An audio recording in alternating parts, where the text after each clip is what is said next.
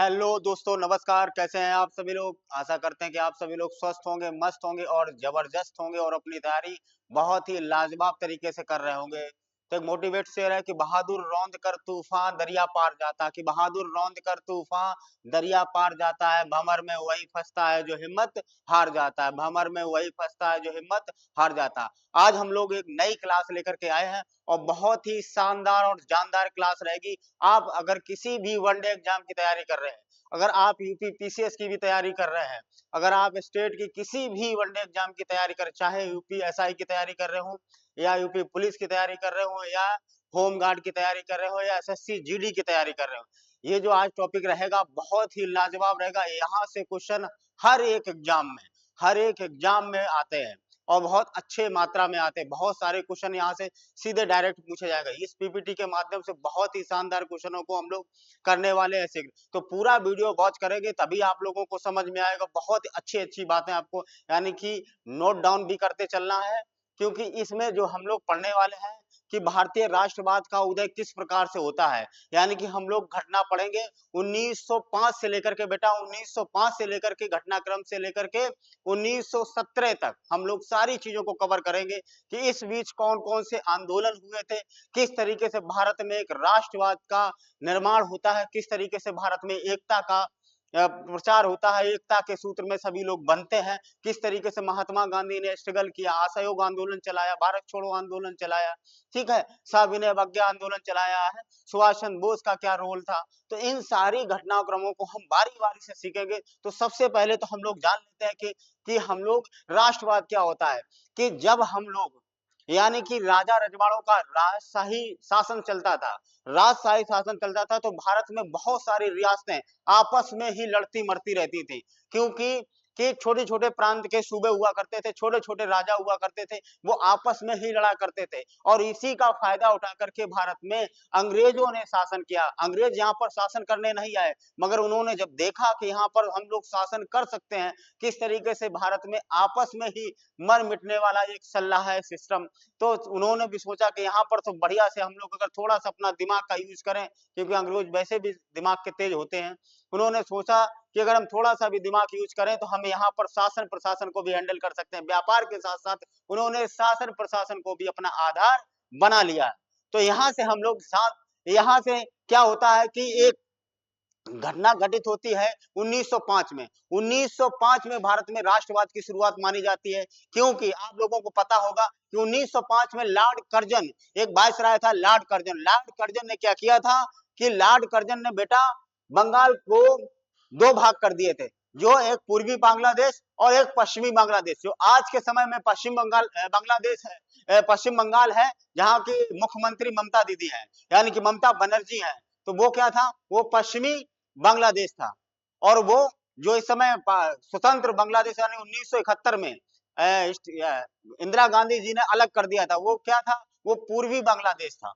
पूर्वी बांग्लादेश। तो इन्होंने क्या किया कि अंग्रेजों की ये शुरू से रही है टेक्निक रही, दिमाग रहा कि किस तरीके से भारत को डिवाइड किया जाए, बांटो फूट करो और राज्य करो, ये टेक्निक इन्होंने अपनाई थी। तो 1905 में यही जब देखा कि 1901 संगठन का या कह लीजिए एक राजनीतिक पार्टी का जन्म होता है, कब होता है, 28 दिसंबर 1885 को। कब होता है, 28 दिसंबर 1885 में। आप लोग कमेंट करके बताएंगे कि ये कौन सी पार्टी थी या कौन सा संगठन था। तो विश्व स्तरीय काम कर रहा था, यानी कि भारत को एकता के सूत्र में बांधने का काम कर रहा था, लोगों को राष्ट्रवाद की भावनाओं को किस तरीके से उजागर किया जाए, किस तरीके से भावनाओं को जागृत किया जाए, इसके लिए काम कर रहा था। तो ये थी पार्टी जिसका नाम था भारतीय राष्ट्रीय कांग्रेस। क्या नाम था बेटा, तो भारतीय राष्ट्रीय कांग्रेस। तो भारतीय राष्ट्रीय कांग्रेस की स्थापना जो बेटा होती है वो कब होती है, तो याद रखना 28 दिसंबर 1885 को, 28 दिसंबर 1885 को होती है। और ये पार्टी जब स्थापित स्टेबल हो जाती है, ये हर एक साल प्रत्येक साल क्या करती है, अधिवेशन करती है। और जब ये अधिवेशन करती है, वहां पर आम जनता के बीच में राष्ट्र की भावनाओं, राष्ट्र को एक कैसे किया जाए, सभी सभी धर्मों को, सभी जातियों को किस तरीके से एक धागे में बांधा जाए, इस तरीके से ये भावनाएं करते थे, किस तरीके से भारत को आजाद कराया जाए, इसके लिए बहुत सारे मूवमेंट किए गए। तो एक 1905 में देखिएगा, 1905 में क्या होता है, एक वायसराय था जिनका नाम था बेटा लॉर्ड कर्जन।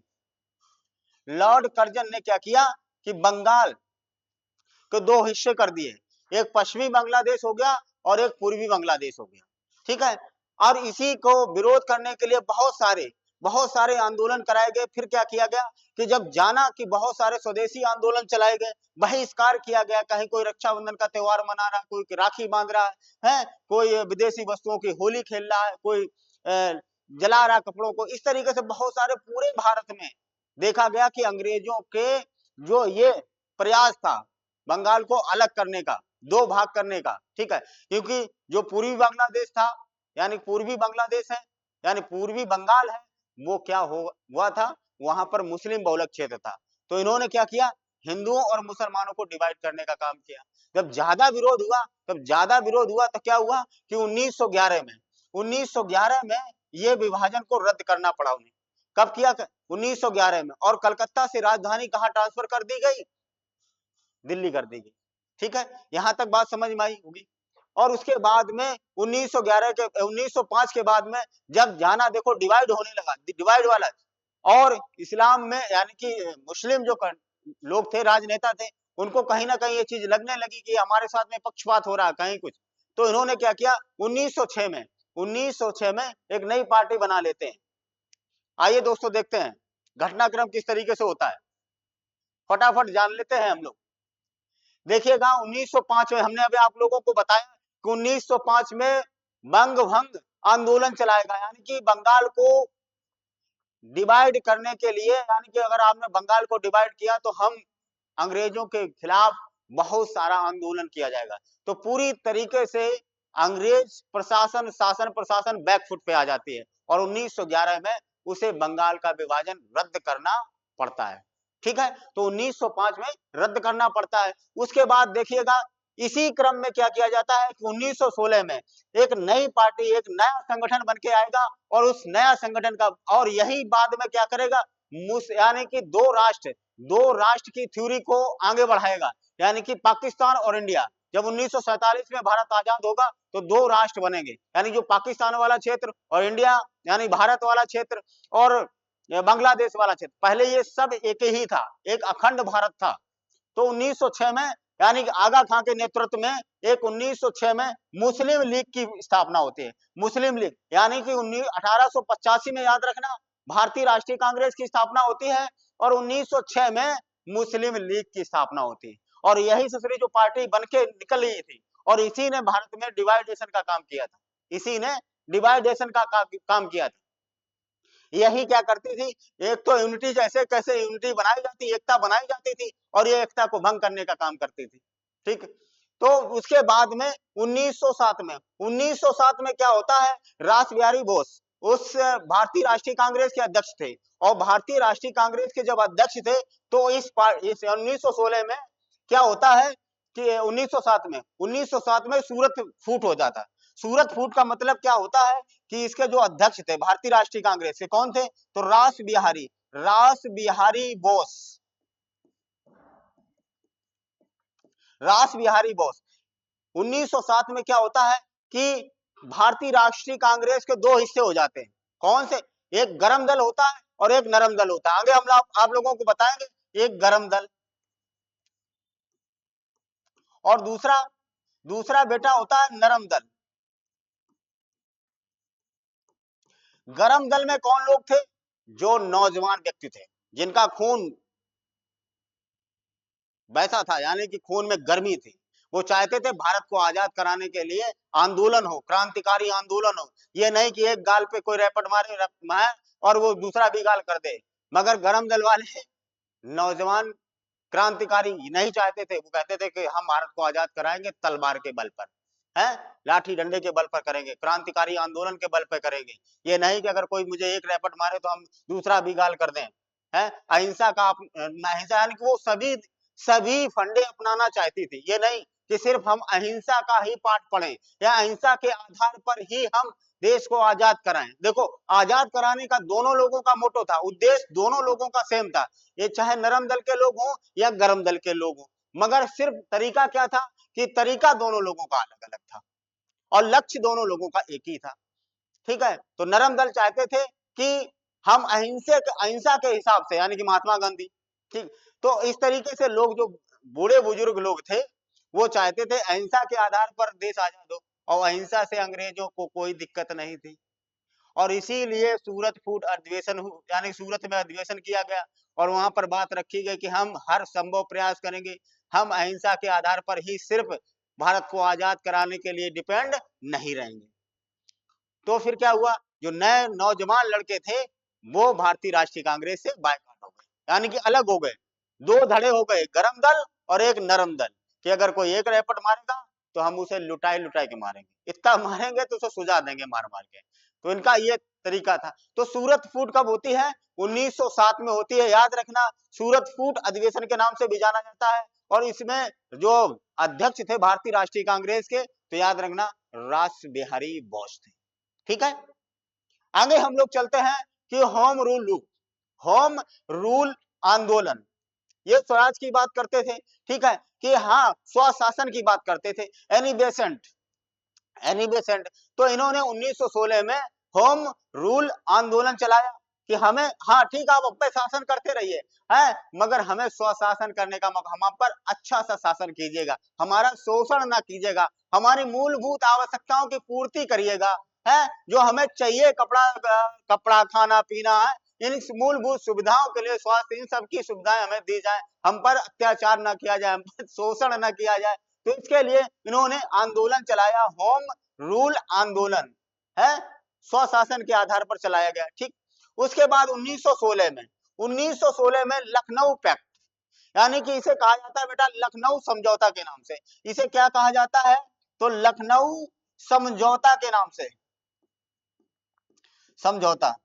ठीक, क्योंकि 1916 यहां से जो आग लगी थी, यहां से जो आग लगी थी, दोनों भाई अलग हो गए, गरम दल एक नरम दल, दोनों जो अलग अलग हो गए थे, यहीं पर 1916 में क्या होता है कि लखनऊ समझौता, अंबिका प्रसाद मजूमदार इसके अध्यक्ष थे उस पर, जब अध्यक्ष, क्या नाम, अधिवेशन किया गया, तो 1916 में अधिवेशन में अध्यक्षता किसने की थी, अंबिका प्रसाद मजूमदार ने की थी। और 1916 में गरम दल और नरम दल और मुस्लिम लीग, ये सभी के सभी एक मंच पर आ जाते हैं, और यहीं पर क्या होता, पहली बार क्या होता, महात्मा गांधी की एंट्री होती है।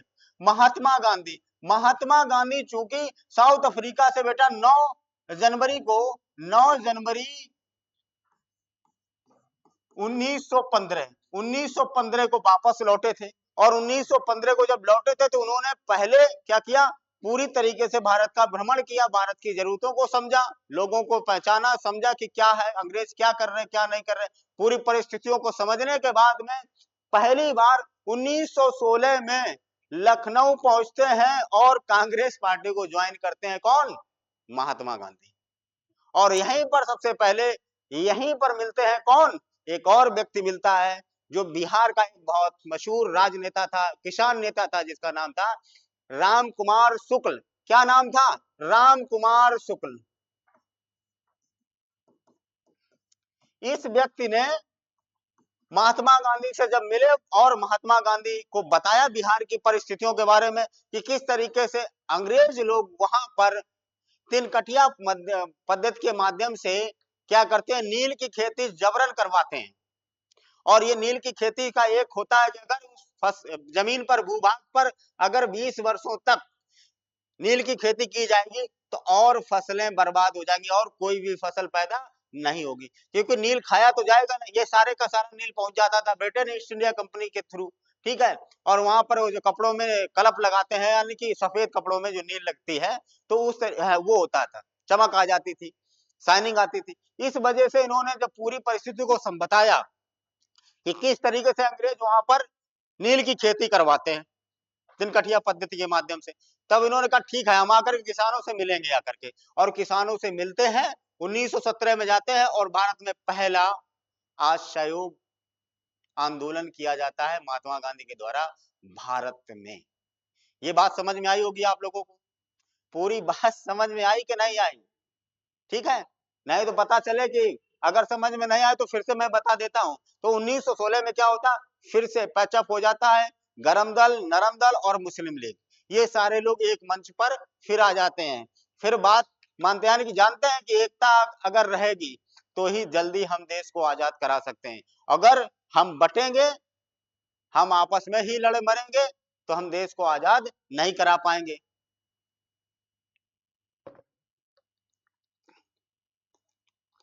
अब देखिएगा 1917 में क्या होता है, मॉन्टेगू घोषणा पत्र आता है, और 1917 में चंपारण आंदोलन भी चलाया जाता है, किसके द्वारा, महात्मा गांधी के द्वारा। भारत में होने वाला महात्मा गांधी का पहला मूवमेंट था असहयोग आंदोलन, पहला आंदोलन था, याद रखना। यहां तक आई होप, यहां तक पूरी बात को समझ में आई होगी, आप लोगों को समझ में आई होगी, तो आगे बढ़ते हैं हम लोग, ठीक है। देखो ये है ससुरा लॉर्ड कर्जन, इसे समझाओ पहले। ये देखो कैसी शक्ल इसने बनाई है, ठीक है। ये है देखो लॉर्ड कर्जन, ठीक है, लॉर्ड कर्जन था। लॉर्ड कर्जन काहे का लॉर्ड भाई, है हमारे लिए लॉर्ड थोड़ा ना होगा, लॉर्ड माने क्या होता है, भगवान होता है। ये था कर्जन, ठीक है, कर्जन था।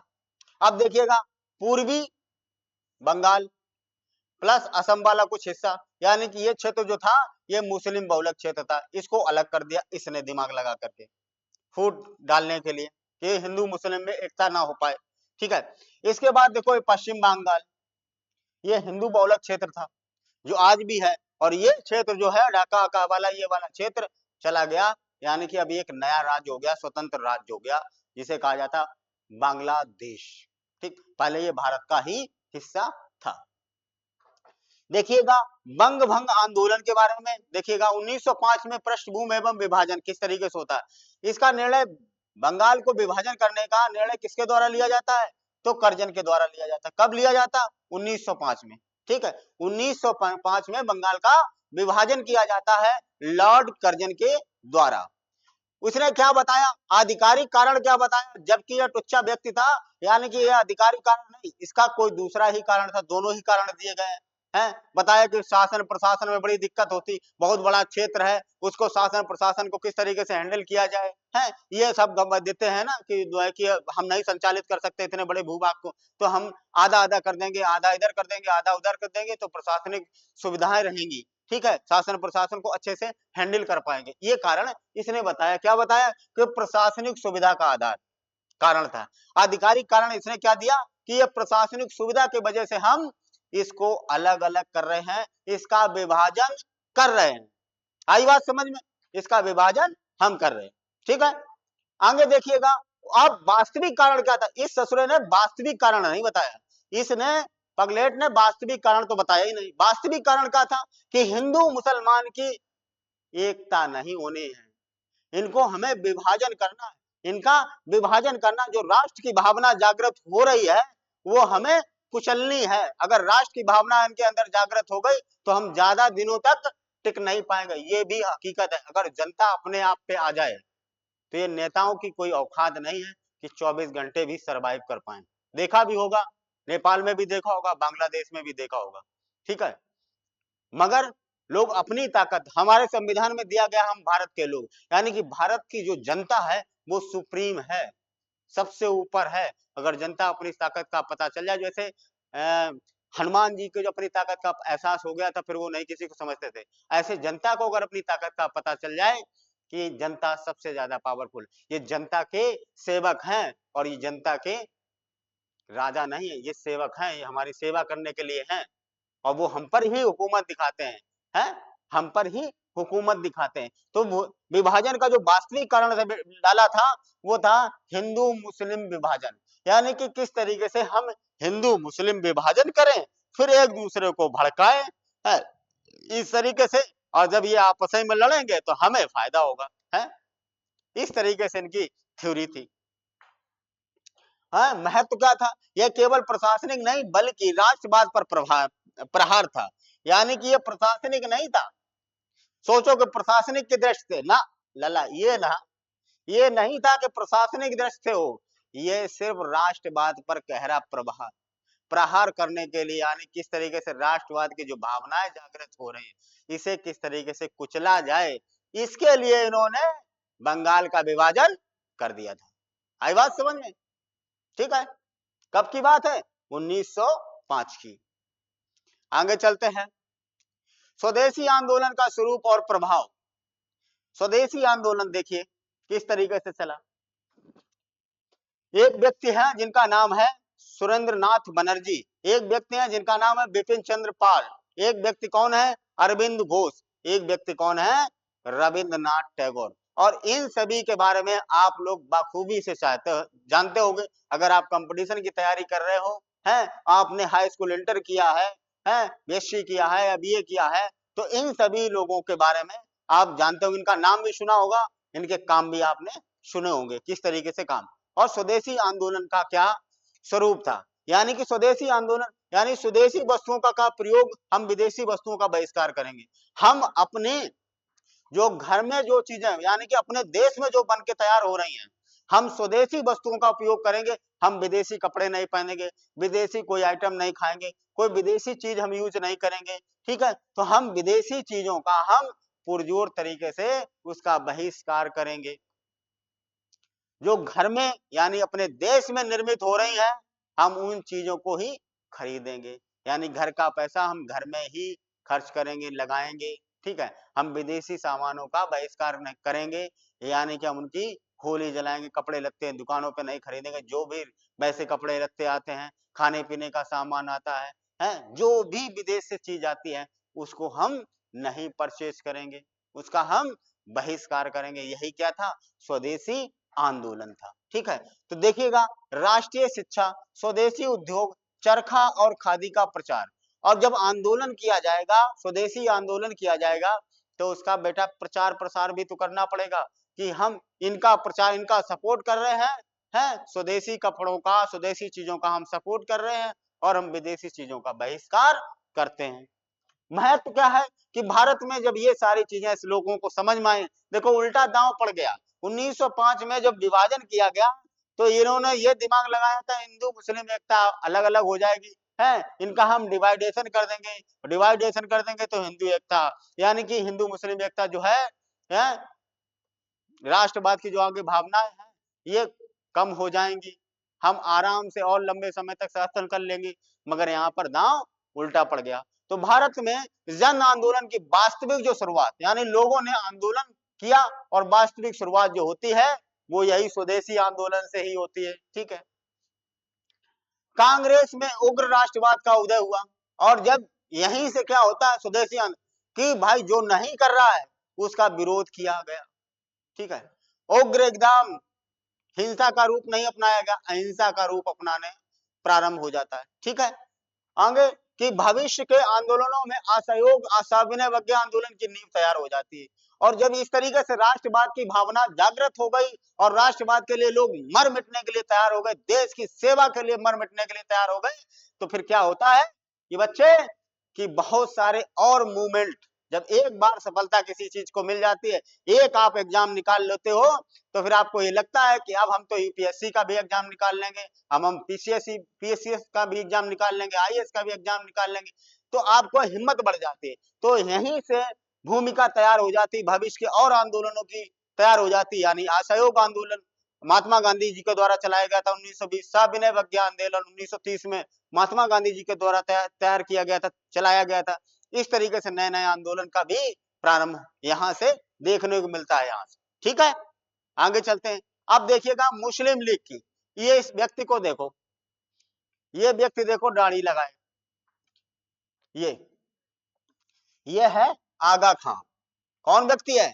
आगा खां है, जिसने मुस्लिम लीग की स्थापना की थी ढाका में 1906 में। 1906 में मुस्लिम लीग की स्थापना होती है, और किसके द्वारा होती है? तो आगा खां के द्वारा होती है। यानी 30 दिसंबर 1906, याद रखना लाला, 30 दिसंबर 1906 को आगा खां ने ढाका में एक नई पार्टी बना दी, जिसका नाम था मुस्लिम लीग। मुस्लिमों की हित के लिए, उनकी रक्षा के लिए, उनके हक अधिकारों के लिए ये पार्टी का जन्म 1906 में हो जाता है। ठीक है, उद्देश्य क्या था? अब देखिए, पार्टी बनाए तो उद्देश्य क्या था कि मुस्लिम समुदाय के हितों की रक्षा करना। बात सही है कि कोई पार्टी बनेगी तो कोई ना कोई हितों की किसी न किसी के लिए बनाई जाती है। तो मुस्लिम हितों की रक्षा के लिए सुरक्षा के लिए ये पार्टी बनाई गई थी। और इनका क्या था कि ब्रिटिश सरकार के प्रति वफादारी की। ये लोग ब्रिटिश सरकार यानी मुस्लिम लीग पूरी तरीके से ब्रिटिश सरकार के नियंत्रण में काम करती थी, उन्हीं की चापलूसी करती थी, उन्हीं की मदद करती थी। और इसी वजह से अंग्रेज चाहते थे कि एक इसके विपक्ष में एक पार्टी जरूर तैयार हो। जैसे सत्ता में किसी की सरकार होगी, जैसे मोदी जी की सरकार होगी, तो विपक्ष में किसकी सरकार है, कि कौन बैठता है, राहुल गांधी बैठते, कांग्रेस पार्टी। अगर कोई भी अच्छा काम करेगा तभी तो विपक्ष उसमें कमियां ढूंढ ढूंढ के जनता के बीच में पहुंचाता है। तो मुसलमानों के लिए अलग राजनीतिक पहचान बनाना इसका उद्देश्य था कि किस तरीके से मुसलमानों के लिए उसकी राजनीतिक पहचान बनानी है, इस पार्टी का उद्देश्य था। ठीक है। ऐतिहासिक महत्व क्या है कि आगे चल करके दो राष्ट्र सिद्धांत इसी पार्टी ने, यानी कि दो राष्ट्र, टू नेशन थ्योरी का जन्म भी बेटा यहीं से होता है।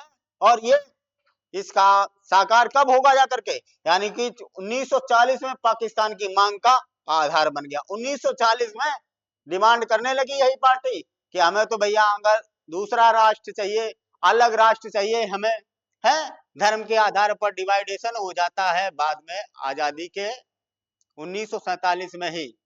ठीक है। पाकिस्तान एक राष्ट्र बनता है तो वो 14 अगस्त 1947 और भारत 15 अगस्त 1947। आई बात समझ में? यहां तक आगे चलते हैं। आगे देखो, कांग्रेस का विभाजन, सूरत अधिवेशन, अभी हमने आप लोगों को बताया था कि सूरत अधिवेशन में क्या क्या होता है। देखिए, तो सूरत अधिवेशन में देखो कब होता है, तो 1907 में होता है। 1907 में सूरत अधिवेशन होता है और इस अधिवेशन की अध्यक्षता रास बिहारी बोस ने की थी। मैंने पहले स्लाइड में आप लोगों को बता दिया कि रास बिहारी बोस ने की थी।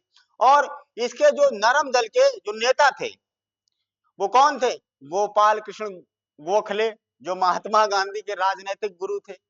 ठीक है। दादा भाई नौरोजी, जिन्होंने धन निकासी का सिद्धांत दिया था 1887 में कि प्रति व्यक्ति आय कितनी है एक व्यक्ति की, 20 रुपया। कितनी, 20 रुपया धन निकासी का सिद्धांत इन्होंने दिया था। तो दादा भाई नौरोजी थे और इसके मुख्य विचारधारा क्या थी कि संवैधानिक सुधारों का विश्वास, यानी कि हमें संवैधानिक सुधारों में विश्वास रखना है कि हमें संवैधानिक सुधार किए जाएं, मेरे है कानून बना करके हमारी रक्षा की जाए। ये नरम दल वाले लोगों को थी, मगर गरम दल वालों की अलग ही थी। गरम दल वाले में कौन कौन थे, देखो, लाल वाल पाल, यानी लाला राजपत राय, बाल गंगाधर तिलक और बिपिन चंद्र पाल, इन्हें कहा जाता है लाल वाल पाल। ये तीन बहुत ही खूंखार नेता थे उस समय। ठीक है। इन्होंने कहा ना, ऐसे नहीं काम चलेगा, संवैधानिक दायरे में रह करके हमें सुधार नहीं। क्या विचारधारा थी, हमें चाहिए स्वराज, बहिष्कार और जन आंदोलन, हमें चाहिए पूरी तरीके से आजादी, स्वराज चाहिए। ठीक है। और देखिएगा परिणाम क्या हुआ कि नरम दल का निष्कासन किया गया। भाई जब तुम्हारी विचारधारा एक दूसरे से नहीं मिल रही तो दोनों अलग अलग हो गए, जाओ तुम अपना कर लो, जाओ तुम हम अपना कर लेंगे, है। दोनों ने, नरम दल और गरम दल अलग अलग हो जाते हैं। इसी को कहा जाता है बेटा सूरत फूट। ठीक है। सूरत फूट कहा जाता है। और कांग्रेस कमजोर हुई और लेकिन उग्र राष्ट्रवाद को वैचारिक मजबूती मिली। उग्र जो राष्ट्रवाद, भाई सभी जानते भाई अत्याचार का भी हद होता है। एक कोई बराबर तुम्हारे ऊपर शोषण करता जाए, अत्याचार करता जाए और तुम सीधे सीधे चले जाओ, है? पलट के देखो भी नहीं, है, रिएक्ट भी नहीं करो, ऐसा कहीं होता है? तो देखो नरम दल वाली विचारधारा धीरे धीरे दबती कमजोर होती चली गई, मगर गरम दल वाली उग्र राष्ट्रवाद की विचारधारा आगे बढ़ती चली गई और नए नौजवान लोग शामिल होते गए और बहुत सारे लोग शामिल होते गए। उसके बाद में और ज्यादा मजबूती ने प्रदान हो जाती है। होम रूल आंदोलन 1916, इसमें देखिएगा होम रूल आंदोलन क्या है। इसके जो प्रवर्तक थे बेटा दो व्यक्ति थे, एक बाल गंगाधर तिलक और एनी बेसेंट। ठीक है। एनी बेसेंट, इसका क्या प्रेरणा क्या थी कि आयरलैंड का होम रूल आंदोलन, एक आयरलैंड में होम रूल आंदोलन चलाया गया था। एनी बेसेंट भी संबंध वहीं से था इनका। ठीक है, कि होम रूल आंदोलन, यानी ब्रिटिश साम्राज्य के अंदर ही हमें क्या चाहिए, स्वशासन चाहिए भैया, हमें कुछ नहीं, हमारे ऊपर अच्छे से शासन, स्वशासन यानी अपना शासन, अपना शासन होना चाहिए, इसी को बोला गया है होम रूल की प्राप्ति चाहिए, हमें स्वशासन चाहिए ब्रिटिश साम्राज्य के अंदर ही। ठीक है, कार्य विधि क्या थी, ये लोग कैसे करते थे, ये आंदोलन को आगे बढ़ाते, संचालित करते थे, प्रेस के माध्यम से, मीडिया के माध्यम से, भाषण के माध्यम से और सभाओं के माध्यम से और जन प्रचार, इन तरीके से अपनी बातों को जनता के प्रति ले जाते थे कि इस तरीके से हमें बहुत सारी गतिविधियां प्रेस के माध्यम से, भाषण के माध्यम से, जन आंदोलन के माध्यम से, सभाएं करके ये भावनाओं को दूसरे व्यक्तियों के तक पहुंचाने का काम ये करते थे।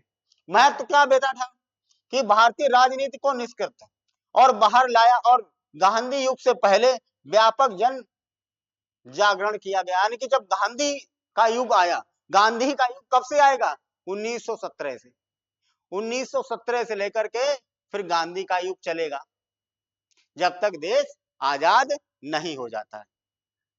तो ये समझ में आ गया। देखो ये वाला जो क्षेत्र था तिलक का था, बाल गंगाधर, जो महाराष्ट्र वाला क्षेत्र था, ठीक है, ये तिलक वाला क्षेत्र था। इस तरीके से यहाँ पर बात बात में यानी कि हर समय इसकी आवाज उठाई जाने लगी। अब देखिएगा लखनऊ पैक्ट दिसंबर 1916 में, लखनऊ पैक्ट क्या है, आइए जान लेते हैं कि लखनऊ पैक्ट क्या है। लखनऊ समझौता के नाम से जाना जाता है। दिसंबर 1916 में लखनऊ पैक्ट हुआ, जो गरम दल और नरम दल और मुस्लिम लीग अलग अलग हुए थे, उनको फिर से एक मंच पे लाया गया,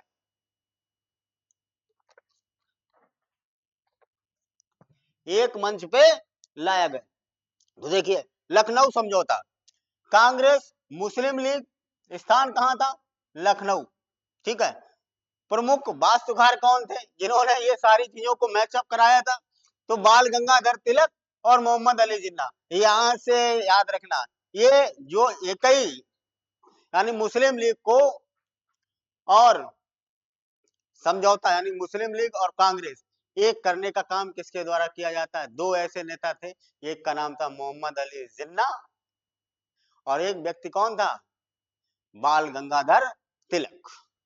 और अध्यक्ष कौन थे, तो अंबिका प्रसाद मजूमदार, ये अध्यक्ष थे उस समय, ठीक। इन्होंने एक कर दिया। मुख्य प्रावधान क्या किया गया कि कांग्रेस ने पृथक निर्वाचक मंडल को स्वीकार किया था कि हाँ ठीक है, आप पृथक निर्वाचक मंडल ले लीजिएगा, हमें कोई दिक्कत नहीं है, और ब्रिटिश सरकार से संवैधानिक सुधारों की संयुक्त मांग रखी जाए। कहा कि हाँ आपको निर्वाचन क्षेत्र पृथक चाहिए, वही डिमांड हो रही, तो आपको राजनीतिक वर्चस्व चाहिए, राजनीतिक सत्ता चाहिए, राजनीतिक पावर चाहिए, तो ठीक है, आप पृथक निर्वाचन क्षेत्र की आपकी मांग हम स्वीकार कर लेते हैं, और यही स्वीकार के चक्कर में दोनों फिर एक हो जाते हैं। मगर हमें क्या करना है, ब्रिटिश सरकार से क्या मांग करनी है, दोनों लोग मिलकर के, कि हमें संवैधानिक सुधार चाहिए, हमारे संवैधानिक सुधार हो, नए नए हमारे हितों को ध्यान में रख करके कोई कानून बनाया जाए जिससे कि हमें अच्छे से, मेरे ऊपर ज्यादा शोषण ना किया जाए, ठीक है, हमारे हितों की रक्षा किया जाए, हमारे मूल अधिकार जो है हमको वो प्रदान किए जाए, ये बात रखी जाए साझा। तो इसका महत्व क्या था कि हिंदू मुस्लिम एकता का शिखर था, और सरोजिनी नायडू ने जिन्ना को हिंदू मुस्लिम एकता का क्या कहा, राजदूत का। ये पॉइंट याद रखना कि इसका किसने क्या कहा, जब 1916 में दोनों लोग इकट्ठे हो गए तो हिंदू मुस्लिम एकता का राजदूत किसे कहा गया, जिन्ना को कहा गया, मोहम्मद अली जिन्ना को कहा गया। और किसने कहा, सरोजिनी नायडू, जो उत्तर प्रदेश की पहली महिला राज्यपाल थी। ठीक है, यहां तक बात समझ में आई होगी आप लोगों को। आगे चलते हैं। मॉन्टेग घोषणा पत्र 20 अगस्त 1917 को, कब आया, 20 अगस्त बेटा 1917 को, ठीक है। घोषणाकर्ता कौन था, तो देखो ब्रिटिश सरकार का जो सचिव था एडविन मॉन्टेगू, ये व्यक्ति था जिसने घोषणा की थी। क्या की थी घोषणा, देखिएगा घोषणा में क्या की थी कि भारत में उत्तरदायी शासन व्यवस्था की स्थापना की थी, कि भारत में उत्तरदायी, कोई ना कोई व्यक्ति क्या करे, अपनी जिम्मेदारी ले। भाई जिम्मेदारी नहीं लेगा तो फिर कैसे काम चलेगा, कि भाई जिम्मेदारी ले, तो उत्तरदायी शासन व्यवस्था की स्थापना होती है इस घोषणा पत्र में के माध्यम से। परिणाम क्या हुआ कि इसी आधार पर 1919 का भारत सरकार अधिनियम बना और द्वैध शासन व्यवस्था की शुरुआत की गई। तो द्वैध शासन व्यवस्था बेटा 1919 में केंद्र में द्वैध शासन व्यवस्था की स्थापना की गई और 1935 में केंद्र से खत्म होती है और प्रांत में द्वैध शासन यहाँ पर प्रांत में द्वैध शासन व्यवस्था स्टार्ट होगी, मगर 1935 में प्रांत में खत्म होगी, केंद्र में द्वैध शासन व्यवस्था। जैसे समय होता लोकसभा राज्यसभा, सबकी सबके विषय अलग अलग होते हैं, है कि संघ सूची, राज्य सूची, समवर्ती सूची, क्षेत्र अलग होते हैं।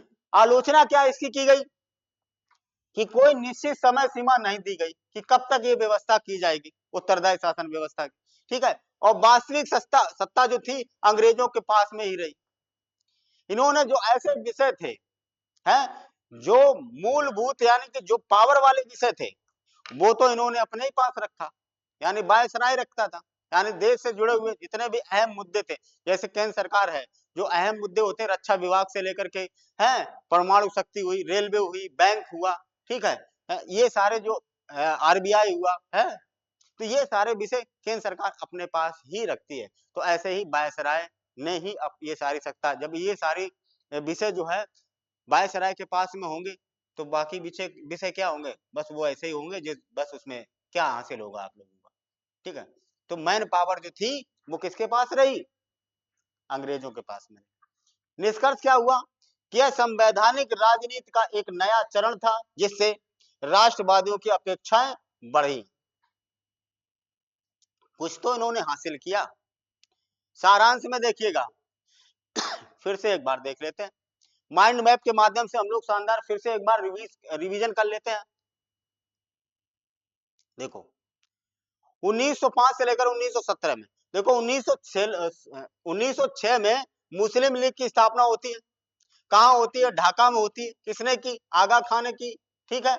उसके बाद अलग पहचान बनती है और वफादारी करना किससे, वफादारी करना बेटा अंग्रेजों से, ब्रिटिश सरकार से वफादारी करना। इनका उद्देश्य था कि ब्रिटिश सरकार से वफादारी करेंगे और इधर हम वहां से खूब हमें सहयोग मिलेगा और बहुत सारी सुविधाएं मिलेंगी, ठीक है। तो वफादारी करना। अब पहला चरण क्या था, यानी कि राष्ट्रवाद का ये पहला चरण था।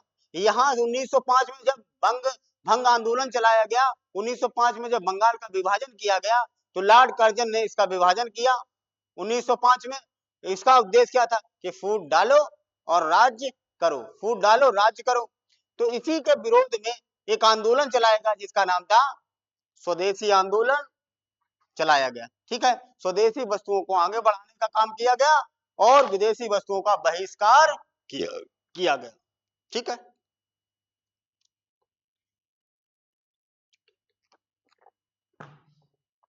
आगे क्या होता है कि सूरत विभाजन। सूरत विभाजन बेटा कब होता है, 1907 में होता है। दो धड़ हो जाते हैं कांग्रेस के, एक नरम दल होता है और एक गरम दल होता है, ठीक है। विचार सुधार यानी स्वराज का, या तो विचारों का सुधार, संवैधानिक सुधार किया जाए, नहीं तो हमें स्वराज दिया है। स्वराज की मांग कौन कर रहा था, गरम दल वाले। संवैधानिक सुधार की बात कौन कर रहा था, नरम दल वाले, ठीक है। और कांग्रेस, यहीं से कांग्रेस क्या हुई, कमजोर होती गई। भारतीय राष्ट्रीय कांग्रेस कमजोर हो गई। आगे देखिएगा 1916 में, देखिएगा 1916 में लखनऊ पैक्ट यानी लखनऊ समझौता होता है। लखनऊ समझौता 1916 क्या होता है, एकता, कांग्रेस और लीग यानी मुस्लिम लीग एक हो जाती है और एक करने का काम कौन करते हैं, जिन्ना और बाल गंगाधर तिलक, ठीक है। सहमति जता देते हैं कि भैया पृथक निर्वाचन स्वीकार कर लेते हैं, मगर दोनों लोग साथ में रह करके ब्रिटिश सरकार से संवैधानिक सुधार की मांग करेंगे। कहा ठीक है, हमें पृथक निर्वाचन क्षेत्र दे दीजिएगा और हम आपके साथ में हैं। ये समझौता होता है लखनऊ समझौता, और मुस्लिम लीग और भारतीय राष्ट्रीय कांग्रेस एक हो जाती है। तो यहीं पर एक आंदोलन 1916 में चलता है, कौन, होम रूल, यानी कि स्वशासन चाहिए हमें, ब्रिटिश सरकार के अधीन ही हमें क्या चाहिए, स्वशासन चाहिए, ठीक है। तो इसमें तिलक और एनी बेसेंट मूवमेंट करते हैं। मॉडल क्या होता है, आयरलैंड का मॉडल होता है, ठीक है। जन जागरण यहीं से प्रारंभ हो जाता है। ये राष्ट्रवाद का द्वितीय चरण है बेटा।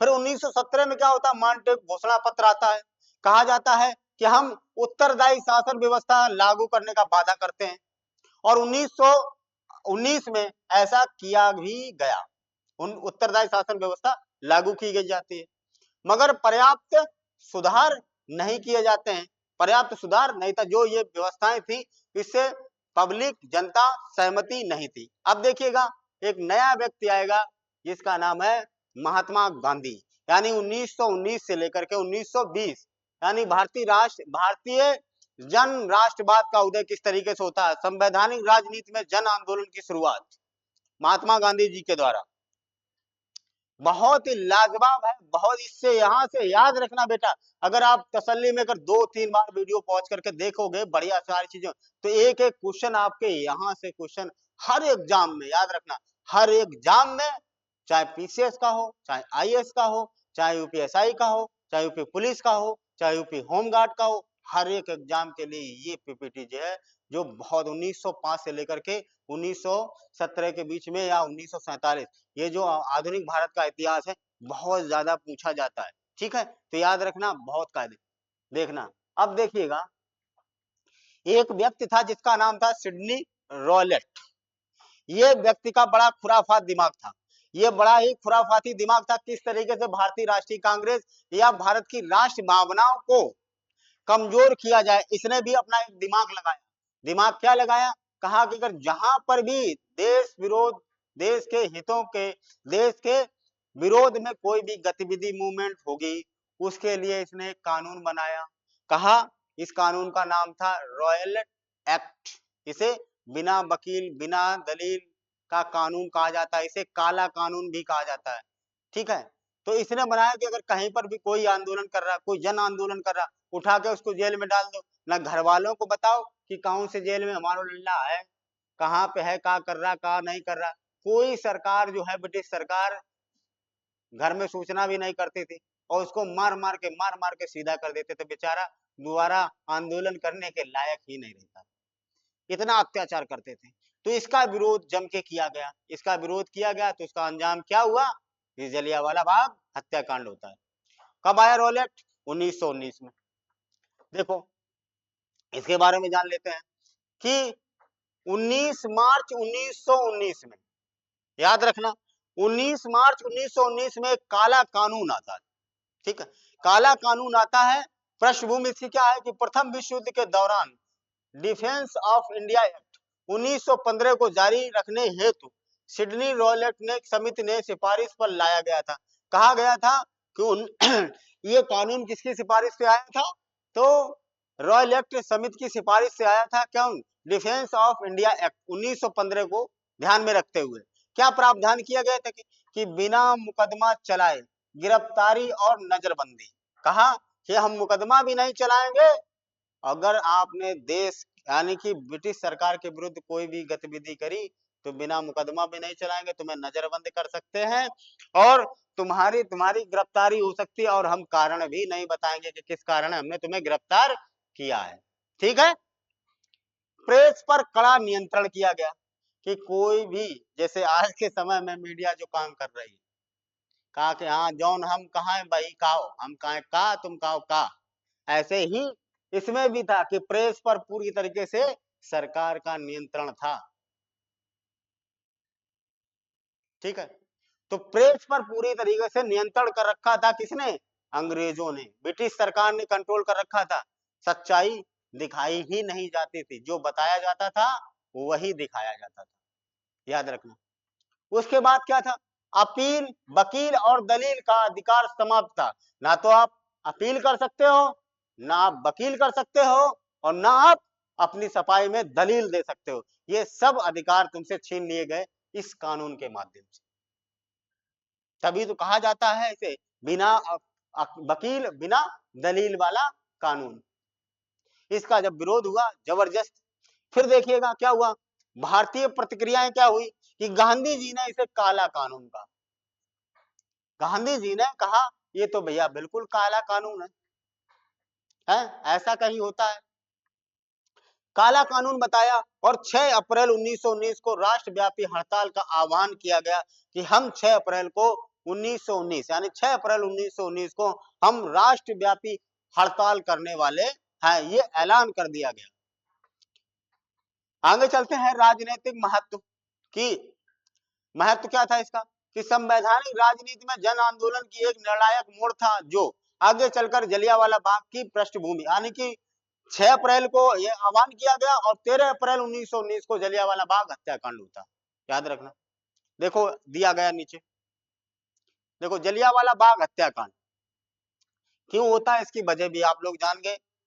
रॉयल एक्ट के विरोध में होता है, ये कानून ऐसा क्यों बनाया गया। आ रही आवाज?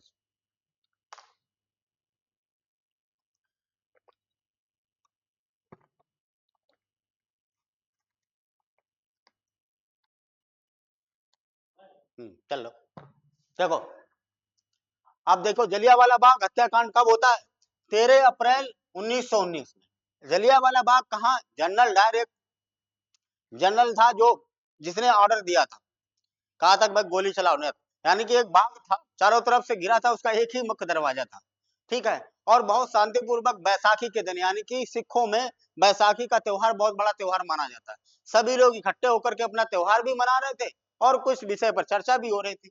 गलत सूचना जब मिल जाती है, कहा भाई वहां पर सब जन आंदोलन यानी कि ब्रिटिश सरकार के विरुद्ध गतिविधि की जा रही है, और उसने ऑर्डर दे दिया और अंधाधुंध गोलियां चलाएंगे, बहुत सारे लोग मारे जाते हैं, ठीक है। तो देखिएगा कि बस घटना कब होती है, ये देखो स्थान अमृतसर पंजाब की है। बैसाखी के दिन एक शांतिपूर्ण सभा आयोजित की गई थी। डॉक्टर सैफुद्दीन किचलू और डॉक्टर सत्यपाल की गिरफ्तारी के विरोध में। इन दोनों को रॉयल एक्ट के कानून के आधार पर इन दो व्यक्तियों को गिरफ्तार कर लिया गया था और इसी का विरोध करने के लिए एक शांतिपूर्ण तरीके से एक जनसभा का आयोजन किया गया था बैसाखी के दिन। दोनों काम हो गए थे, यानी बैसाखी का त्योहार भी मना लिया गया और साथ साथ में हम इसका विरोध भी कर लेते हैं, डिस्कस भी कर लेंगे। तो इस चक्कर में किया गया। फिर क्या किया, जनरल डायर ने बिना चेतावनी के नियति भीड़ पर गोलियां चलवा दी, और जनरल डायर के बिना चेतावनी के नियति भीड़ पर गोली चलवा दी गई थी। और ये आधिकारिक जो आंकड़े थे बेटा, आधिकारिक यानी सरकारी रिपोर्ट के अनुसार 379 मौतें हुई थी, जबकि वास्तविक संख्या इससे भी कहीं अधिक थी। बताया जाता है कि कुआं था उस कुएं में बहुत सारे लोग तो ऐसे ही कूद गए थे, एक ऊपर एक भाई, जो नीचे होगा तो मर ही गया होगा, ठीक है। तो बहुत सारे लोग यानी कि आंकड़े का सरकारी अगर कांग्रेस के आंकड़े बताओगे तो लगभग 1100 से ऊपर लोग मारे गए थे, ठीक है। और इन्होंने सरकारी आंकड़ों में 379 ही दिए थे, ठीक है। जनरल डायल, आगे चलते हैं। हत्याकांड के परिणाम और प्रभाव क्या होते हैं, देखो हत्याकांड का परिणाम और प्रभाव, राष्ट्रव्यापी आक्रोश।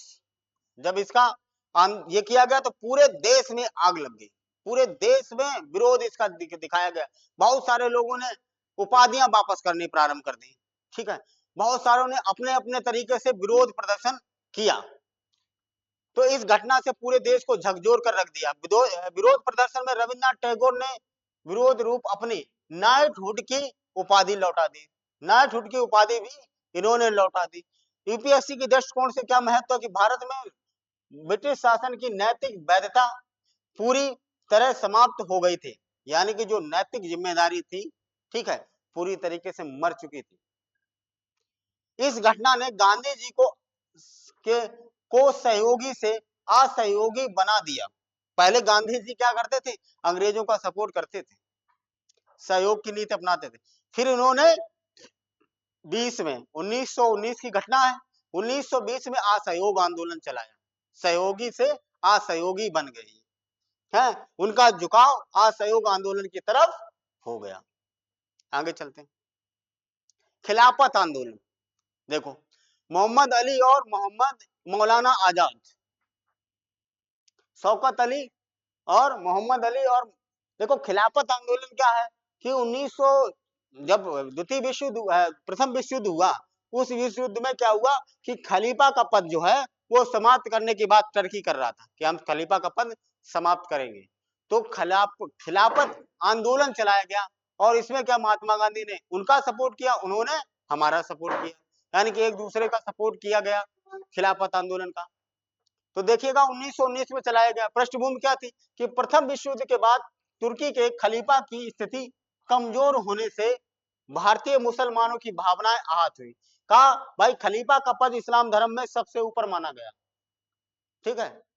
खलीफा का पद, पहले तो पैगंबर साहब हुआ करते थे, पैगंबर के बाद में जब उनकी ना रहने के बाद उन्हें एक पद बना था खलीफा, और खलीफा का पद जो है 1924 में 1924 में टर्की के ही एक शासक थे जिसका नाम था मुस्तफा कमाल पाशा। क्या नाम था? मुस्तफा कमाल पाशा। उसके द्वारा ये पद समाप्त कर दिया जाता है। तो जन आहत हुई भावना भारतीय मुसलमानों की। उद्देश्य क्या था कि तुर्की के खलीफा की सत्ता और प्रतिष्ठा की रक्षा करना है। तो वहां देखो तुर्की के खलीफा की के लिए आंदोलन भारतीय मुसलमान कर रहे थे, और सपोर्ट भी हिंदू भी बहुत सारे लोग हिंदू सपोर्ट कर, महात्मा गांधी खुद ही कर रहे थे। गांधी जी का समर्थन था। गांधी जी ने इसे हिंदू मुस्लिम एकता के एक ऐसे अवसर के रूप में देखा जो अगले 100 वर्षों में भी नहीं आया था। परिणाम क्या हुआ कि इस आंदोलन ने असहयोग आंदोलन को एक मजबूत जन आधार दिया।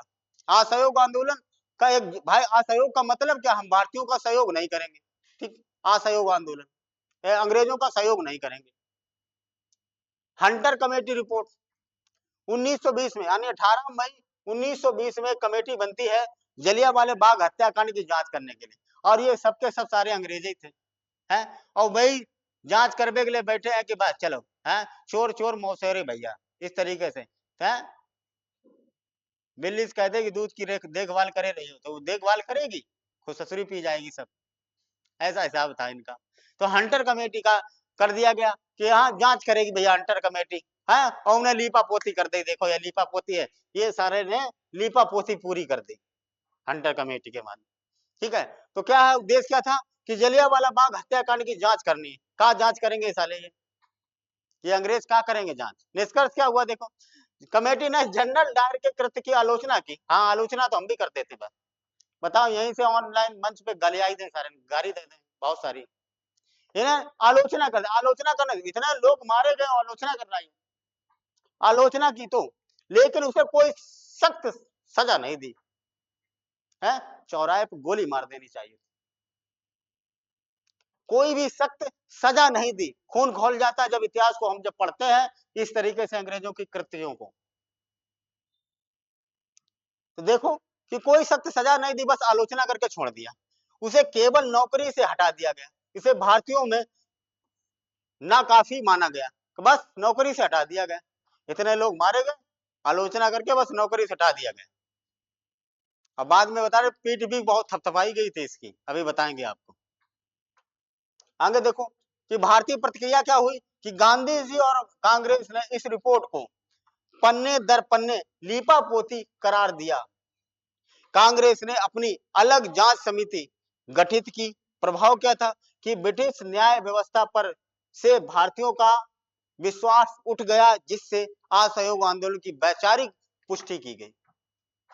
भाई न्याय व्यवस्था क्या, न्याय जो अधिकारी उनके ऊपर से लेके नीचे तक वो तुम्हारी बात मानेंगे, जैसा कह देंगे वैसे ही तो करेंगे।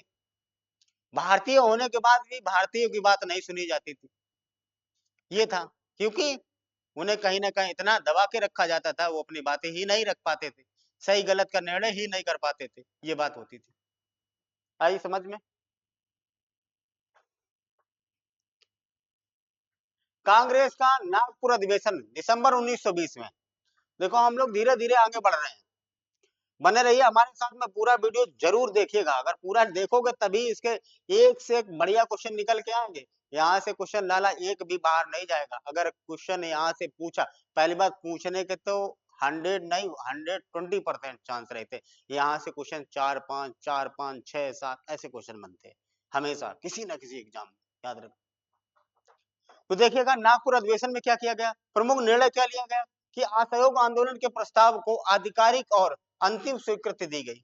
पूछा जाता कि असहयोग आंदोलन की जो स्वीकृति मिली, प्रस्ताव की स्वीकृति जो मिलती है वो किस अधिवेशन में मिलती है, तो बेटा नागपुर अधिवेशन में होती है, जो दिसंबर 1920 में अधिवेशन किया जाता है। कांग्रेस का पुनर्गठन, महत्वपूर्ण बदलाव। कांग्रेस की सदस्यता शुल्क को घटा करके क्या कर दिया गया, 25 आना, यानी यानी 4 आना 25 पैसे किया गया। ताकि गरीब से गरीब व्यक्ति जुड़ सके। जो इसका शुल्क था, भाई पार्टी की सदस्यता आप हासिल करोगे तो आपको कुछ पैसा देना पड़ता था। तो 4 आना देना, भाई उसी की फंडिंग से ही आगे काम गतिविधियां की जाती थी। तो 4 पैसा आपको देना पड़ेगा, ठीक है? कि भाषीय आधार पर प्रांतीय कांग्रेस कमेटियों का गठन किया गया। प्रांतीय कमेटियों का गठन किया गया कि भाई भाई बहुत सारे लोग ऐसी-ऐसी भाषाएं हैं क्षेत्रों में, दक्षिण भारत में चले जाओ तो तुम्हें वहां कुछ समझ में नहीं आएगा। तो क्षेत्रीय भाषाओं के आधार पर प्रांतीय कमेटी का गठन किया गया। अध्यक्ष कौन थे इसमें? तो विजय राघवाचार्य सी विजय राघवाचार्य इसके अध्यक्ष थे, ठीक है? निष्कर्ष क्या निकला? कांग्रेस अब केवल शिक्षित वर्ग की पार्टी नहीं रही, बल्कि वह वास्तविक जन संगठन की पार्टी बनी। इससे पहले क्या होते थे? जो पढ़ा लिखा वर्ग था, पढ़ा लिखा वर्ग ही इस पार्टी में ज्वाइन था। फिर जब ये अधिवेशन आया, अधिवेशन में कहा गया कि भैया सभी सभी वर्गों को जोड़ना है। और जब सभी वर्ग जोड़ेंगे, है गरीब हो, अमीर हो, पैसा वाला हो, सभी लोग पढ़े लिखे हो, अनपढ़ हो, सभी जुड़ेंगे तभी तो एकता आएगी, तभी जन आंदोलन हम बड़ा खड़ा कर सकते हैं असहयोग, ठीक है? तो ये चीजें, तो यहाँ पर अब वास्तविक जन संगठन बन गया, पढ़े लिखे लोगों की पार्टी के लिए नहीं रही, शिक्षित वर्ग की नहीं रही। आगे देखते कि असहयोग आंदोलन की शुरुआत कैसे होती है। तो 1 अगस्त 1920 डेडलाइन है हमारी कि 1 अगस्त 1920 को असहयोग आंदोलन की शुरुआत होती है। तत्कालिक कारण क्या है? तो त्रिमूर्ति के रूप में जाना गया। पहला क्या था कि रॉयल एक्ट कानून का विरोध करना है हमें, जलियांवाला बाग हत्याकांड और हंटर कमेटी का धोखा उजागर करना है, खिलाफत आंदोलन का हमें मुद्दा बनाना है। यानी कि 3 चीजों को हम लेकर के चलेंगे। एक तो रॉयल एक्ट का विरोध हमें करना होगा, जलियांवाला बाग हत्याकांड कमेटी जो हंटर कमेटी बनाई गई है उसको हमें जनता के बीच में उजागर करना, किस तरीके से धोखा दिया गया। उसके बाद खिलाफत जो मुद्दा बना हुआ, खिलाफत वाला खलीफा वाला पद जो है उसे समाप्त कमजोर नहीं होने देना है, तो इस मुद्दे को आधार बनाना है। तो 3 आधार बनाए गए थे, 3 तत्कालिक कारण बताए गए। नेतृत्व किसके द्वारा होता है? तो सभी जानते हैं महात्मा गांधी के द्वारा। ये पहला असहयोग आंदोलन महात्मा गांधी ने यानी बहुत बड़ा जन आंदोलन चलाया था, ठीक है? स्वरूप क्या था? एक पूरी तरीके से अहिंसात्मक आंदोलन था, यानी कि हमें हिंसा नहीं करना, हिंसा नहीं करना है, हमें सिर्फ अंग्रेजों का सहयोग नहीं करना। अगर स्कूल में है, कोई शिक्षक है, भारतीय है, वो पढ़ाने न मत जाए, वकील है, वकालत करने ना जाए, ठीक है? स्वास्थ्य विभाग से संबंधित है, डॉक्टरी करने ना जाए, है? यानी कि जगह कोई अपना काम करने बल्कि पेन डाउन कर देना। कोई भी आदमी कोई काम ना करे, ना तो भारतीयों से कोई ब्रिटिश लोगों से राम-राम करे, ना उससे कुछ, सीधा हाँ कि भैया हाँ ठीक है, जाओ, हमें तुमसे कोई बात नहीं करनी है। असहयोग बिल्कुल नहीं देना। उन्होंने कहा था 1900 क्या नाम उसकी पुस्तक है महात्मा गांधी जी की हिंद स्वराज। उन्होंने कहा था कि भारतीयों को गुलाम बनाने का जो मुख्य आधार था वो भारतीय ही थे। यानी भारतीय लोग अगर सपोर्ट अंग्रेजों का नहीं करते तो चंद मुट्ठी भर अंग्रेज भारत को गुलाम कैसे बना देते। ये तो बात बिल्कुल सत्य है। हिंद स्वराज में उन्होंने साफ-साफ कहा है इस पुस्तक में, ठीक है? और वहीं पर ये असहयोग आंदोलन का भी जिक्र मिलता है। आगे देखिएगा कि विशेष नोट में क्या दिया गया है, इसी दिन 1 अगस्त 1920 में लोकमान्य तिलक का निधन हो जाता है। इसके बाद तिलक स्वराज फंड की स्थापना की जाती है। स्वराज यानी कि तिलक का जो निधन हो जाता है, लोकमान्य तिलक का, और उसके बाद में क्या होता है कि एक स्वराज फंड की स्थापना, कि स्वराज के पक्षधर थे लोकमान्य तिलक, इसी वजह से एक स्वराज फंड की स्थापना की जाती है 1 अगस्त 1920। और 1 अगस्त 1920 में ही महात्मा गांधी ने असहयोग आंदोलन की शुरुआत की थी और उसी दिन वो उनका स्वर्गवास हो जाता है। आगे देखिएगा कि आंदोलन के कार्यक्रम और प्रभाव किस तरीके से रहे। कि नकारात्मक कार्यक्रम बहिष्कार, सकारात्मक कार्यक्रम रचनात्मक, ठीक है? 2 तरीके से चले कि कहीं हमें नकारात्मक कार्यक्रम करना है और कहीं सकारात्मक। कुछ भाई अगर हम किसी का विरोध करेंगे, हम ये चीज़ नहीं तुम्हारी खाएँगे, तो हमें कुछ बनाना भी तो पड़ेगा। हम तुम्हारे कपड़े नहीं पहनेंगे तो हमें नए कपड़े भी तो बनाना पड़ेगा। हम स्कूल नहीं जाएँगे तो हम कहीं पढ़ने के लिए अपना खुद का स्कूल खोलना पड़ेगा कि नहीं, है? तभी लंबे समय तक तो हम इसका नहीं रख सकते हैं कि भाई हम कुछ खाएँगे नहीं, हम अंग्रेजों का कुछ कपड़ा नहीं पहनेंगे अभी। इसके लिए कोई बैकअप प्लान तो होना चाहिए कुछ। तो ये क्या था? ये रचनात्मक कार्य था, ठीक है? तो क्या किया गया? सरकारी उपाधियों और प्रशस्तियों को पत्र को त्याग कर दिया। जितने भी सरकारी उपाधियाँ दी गई थी अंग्रेजों के द्वारा, जितने भी प्रमाण पत्र दिए गए थे, प्रशस्तियाँ दी गई थी, वो सबको बारी-बारी करके हमने क्या कर दिया? लौटा दिया, ठीक? हमें नहीं चाहिए तुम्हारे, हैं? एक तरफ तुम पीठी में छुरा भोंक रहे हो और एक तरफ हमें प्रशंसा पत्र दे रहे हो, ऐसा कहीं चलता है कहीं?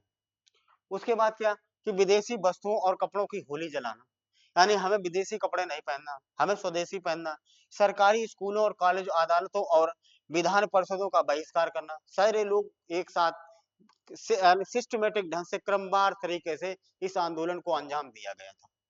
ठीक है, आगे देखिएगा सकारात्मक कार्यक्रम कि राष्ट्रीय विद्यालयों और पंचायतों की स्थापना की गई, खादी और चरखे का प्रचार किया गया, अस्पृश्यता निवारण और हिंदू मुस्लिम एकता का बोलबाला दिखाई देखने की मिलता कि है। आज वाले छुआछूत बहुत चलता था, छुआछूत का निवारण के लिए महात्मा गांधी ने कहा है। उसके बाद में हिंदू मुस्लिम एकता की बात की गई है, विद्यालय खोले गए, राष्ट्रीय विद्यालयों की स्थापना होती है, पंचायतों की स्थापना होती है, खादी और चरखे का प्रचार प्रसार किया जाता है कि अपने कपड़े खुद बनाओ, चरखा से धागा निकाल के फिर कपड़े सिलो बनाओ। तो इस तरीके से ये किया गया। परिणाम क्या हुआ? अभूतपूर्व जन भागीदारी देखने को मिलती है। पहली बार महिलाएं, किसान और छात्र बड़ी संख्या में सड़कों पर उतर आए। बहुत ही, अगर अगर थोड़ा सा भी और चल जाता, 5-6 महीने और चल जाता तो अपना देश 1920 में ही आजाद हो जाता मेरे लाल। 1920 में ही आजाद हो जाता। मगर महात्मा गांधी ने क्या किया कि वो तो बिल्कुल अहिंसा के ही पुजारी थे, हिंसा के तो थे ही नहीं। और जब चौरी चौरा कांड की कांड होता है गोरखपुर में 1922 में, 5 फरवरी 1922, तो वहीं से क्या होता है कि महात्मा गांधी असहयोग आंदोलन को विड्रॉल कर लेते हैं, समाप्त करने की घोषणा कर देते हैं। जब उस समय आंदोलन अपने पीक पे था, चरम पे था। ठीक है, आगे चलते हैं। माइंड मैप के माध्यम से फिर से हम लोग एक बार रिवाइज कर लेते हैं सारी चीजों को। ठीक है, क्या क्या दिया गया,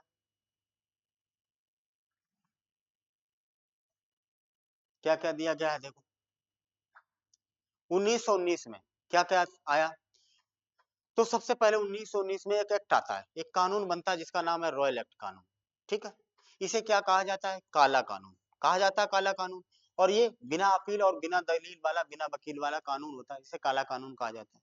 ठीक है, और इस कानून के मध्य जो प्रतिक्रियाएं दी गई हैं इस कानून के, तो टैगोर ने अपनी जो नाइटहुड की उपाधि थी उसे त्याग देते हैं।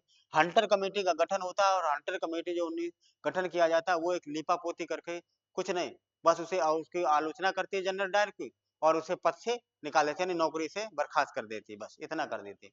उसके बाद विरोध इसका कब होता है? 6 अप्रैल डिसाइड किया गया, 6 अप्रैल 1919 को हम पूरे भारत में राष्ट्रव्यापी आंदोलन का आह्वान करते हैं। ठीक है, गांधी जी की यहीं पर क्या होती है? पहली बार गिरफ्तारी होती है और त्रासदी, यानी 13 अप्रैल बैसाखी के दिन ये त्रासदी होती है, जलियांवाला बाग हत्याकांड, जनरल डायर ने फायरिंग की थी और 379 प्लस की मौत होती है। ये सरकारी आंकड़ों के आधार पर, ये सरकारी आंकड़ों के आधार पर। ठीक है, यहाँ तक बात समझ में आई होगी आप लोगों को। आगे चलते हैं, फिर माइंड मैप के माध्यम से हम लोग समझेंगे 1920 का जन आंदोलन का वर्ष क्या था।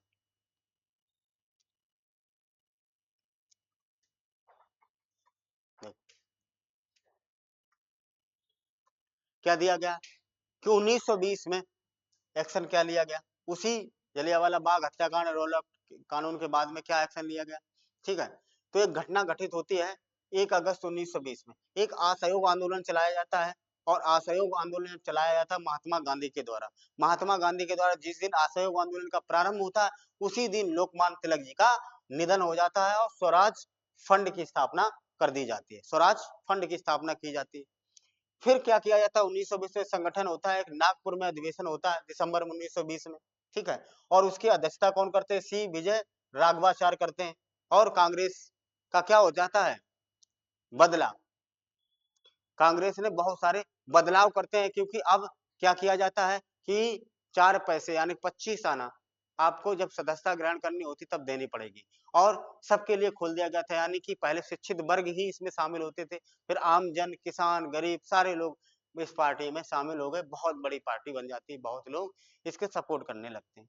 ठीक है, तो ये चीज माइंड मैप के माध्यम से हम लोगों ने ये सीखा है। परिणाम क्या हुआ था कि जन भागीदारी मिली किसानों और महिलाओं का और चौरी चौरा कांड के माध्यम से ये समाप्त हो जाता है। एक पूरे पुलिस थाने को ही जन आंदोलन करने वाले जो असहयोग आंदोलनकारी भाई उसको जाने से रोक रहे थे, आंदोलनकारी शांतिपूर्ण तरीके से अपना मार्च निकाल रहे थे, मगर पुलिस वालों ने अपनी दादागिरी दिखाई, धक्का मुक्की लड़ाई झगड़े हुई वहीं पर गोलियां चली, फायरिंग चली, तो उन्होंने भी क्या किया, पुलिस स्टेशन को ही आग लगा दी और पूरा पुलिस स्टेशन जल गया, जिसमें 22 पुलिसकर्मी मारे जाते हैं। इस घटना से महात्मा गांधी बहुत आहत होते हैं और बाद में ये क्या करते हैं, असहयोग आंदोलन को विड्रॉल कर लेते हैं, यानी कि समाप्त करने की घोषणा कर देते हैं। ठीक है, निष्कर्ष और भविष्य की राह देखिएगा। युग परिवर्तन क्या होता है, 1919-1920 में यह कालखंड भारतीय राजनीति का एथलीट क्लास थी, यानी मास क्लास थी। ठीक, इसमें बहुत सारे परिवर्तन के साक्षी बने थे। आगे क्या होगा कि असहयोग आंदोलन अपनी चरम सीमा पर था। 1922 में चौरी चौरा हिंसा के कारण इसे वापस लिया गया, अगले अध्याय में जारी रहेगा। यानी कि आगे मिलेगा आपको। 1922 में क्या किया जाएगा कि चौरी चौरा कांड होने के बाद में गोरखपुर में ये घटना होती है। ठीक है, पुलिस स्टेशन को आग के हवाले झोंक दिया जाता है और जिंदा पुलिसकर्मियों को 22 पुलिसकर्मियों को जला दिया जाता है। घटना 5 फरवरी 1922 की है। देखिएगा, चौरी चौरा से नेहरू की रिपोर्ट तक की बात करेंगे। भारतीय राष्ट्रीय कांग्रेस एक संघर्षपूर्ण दौर 1922 से लेकर के 1928 तक की हम लोग बात करेंगे। ठीक है, तो चौरी चौरा कांड क्या था, देखो तिथि कब दी गई है कि बेटा 5 फरवरी 1922। जगह का नाम क्या है, गोरखपुर, और जगह यानी कि गोरखपुर डिस्ट्रिक्ट यानी उत्तर प्रदेश में पड़ता है, जगह है चौरी चौरा।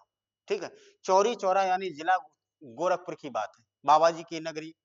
ठीक है, 5 फरवरी 1922 की घटना है कि असहयोग यानी आंदोलनकारी भीड़ में पुलिस थाने को आग लगा दी थी। हड़ताल आहत में क्या हुआ कि 22 पुलिसकर्मियों की मृत्यु हो जाती है, जिंदा जला दिए जाते हैं।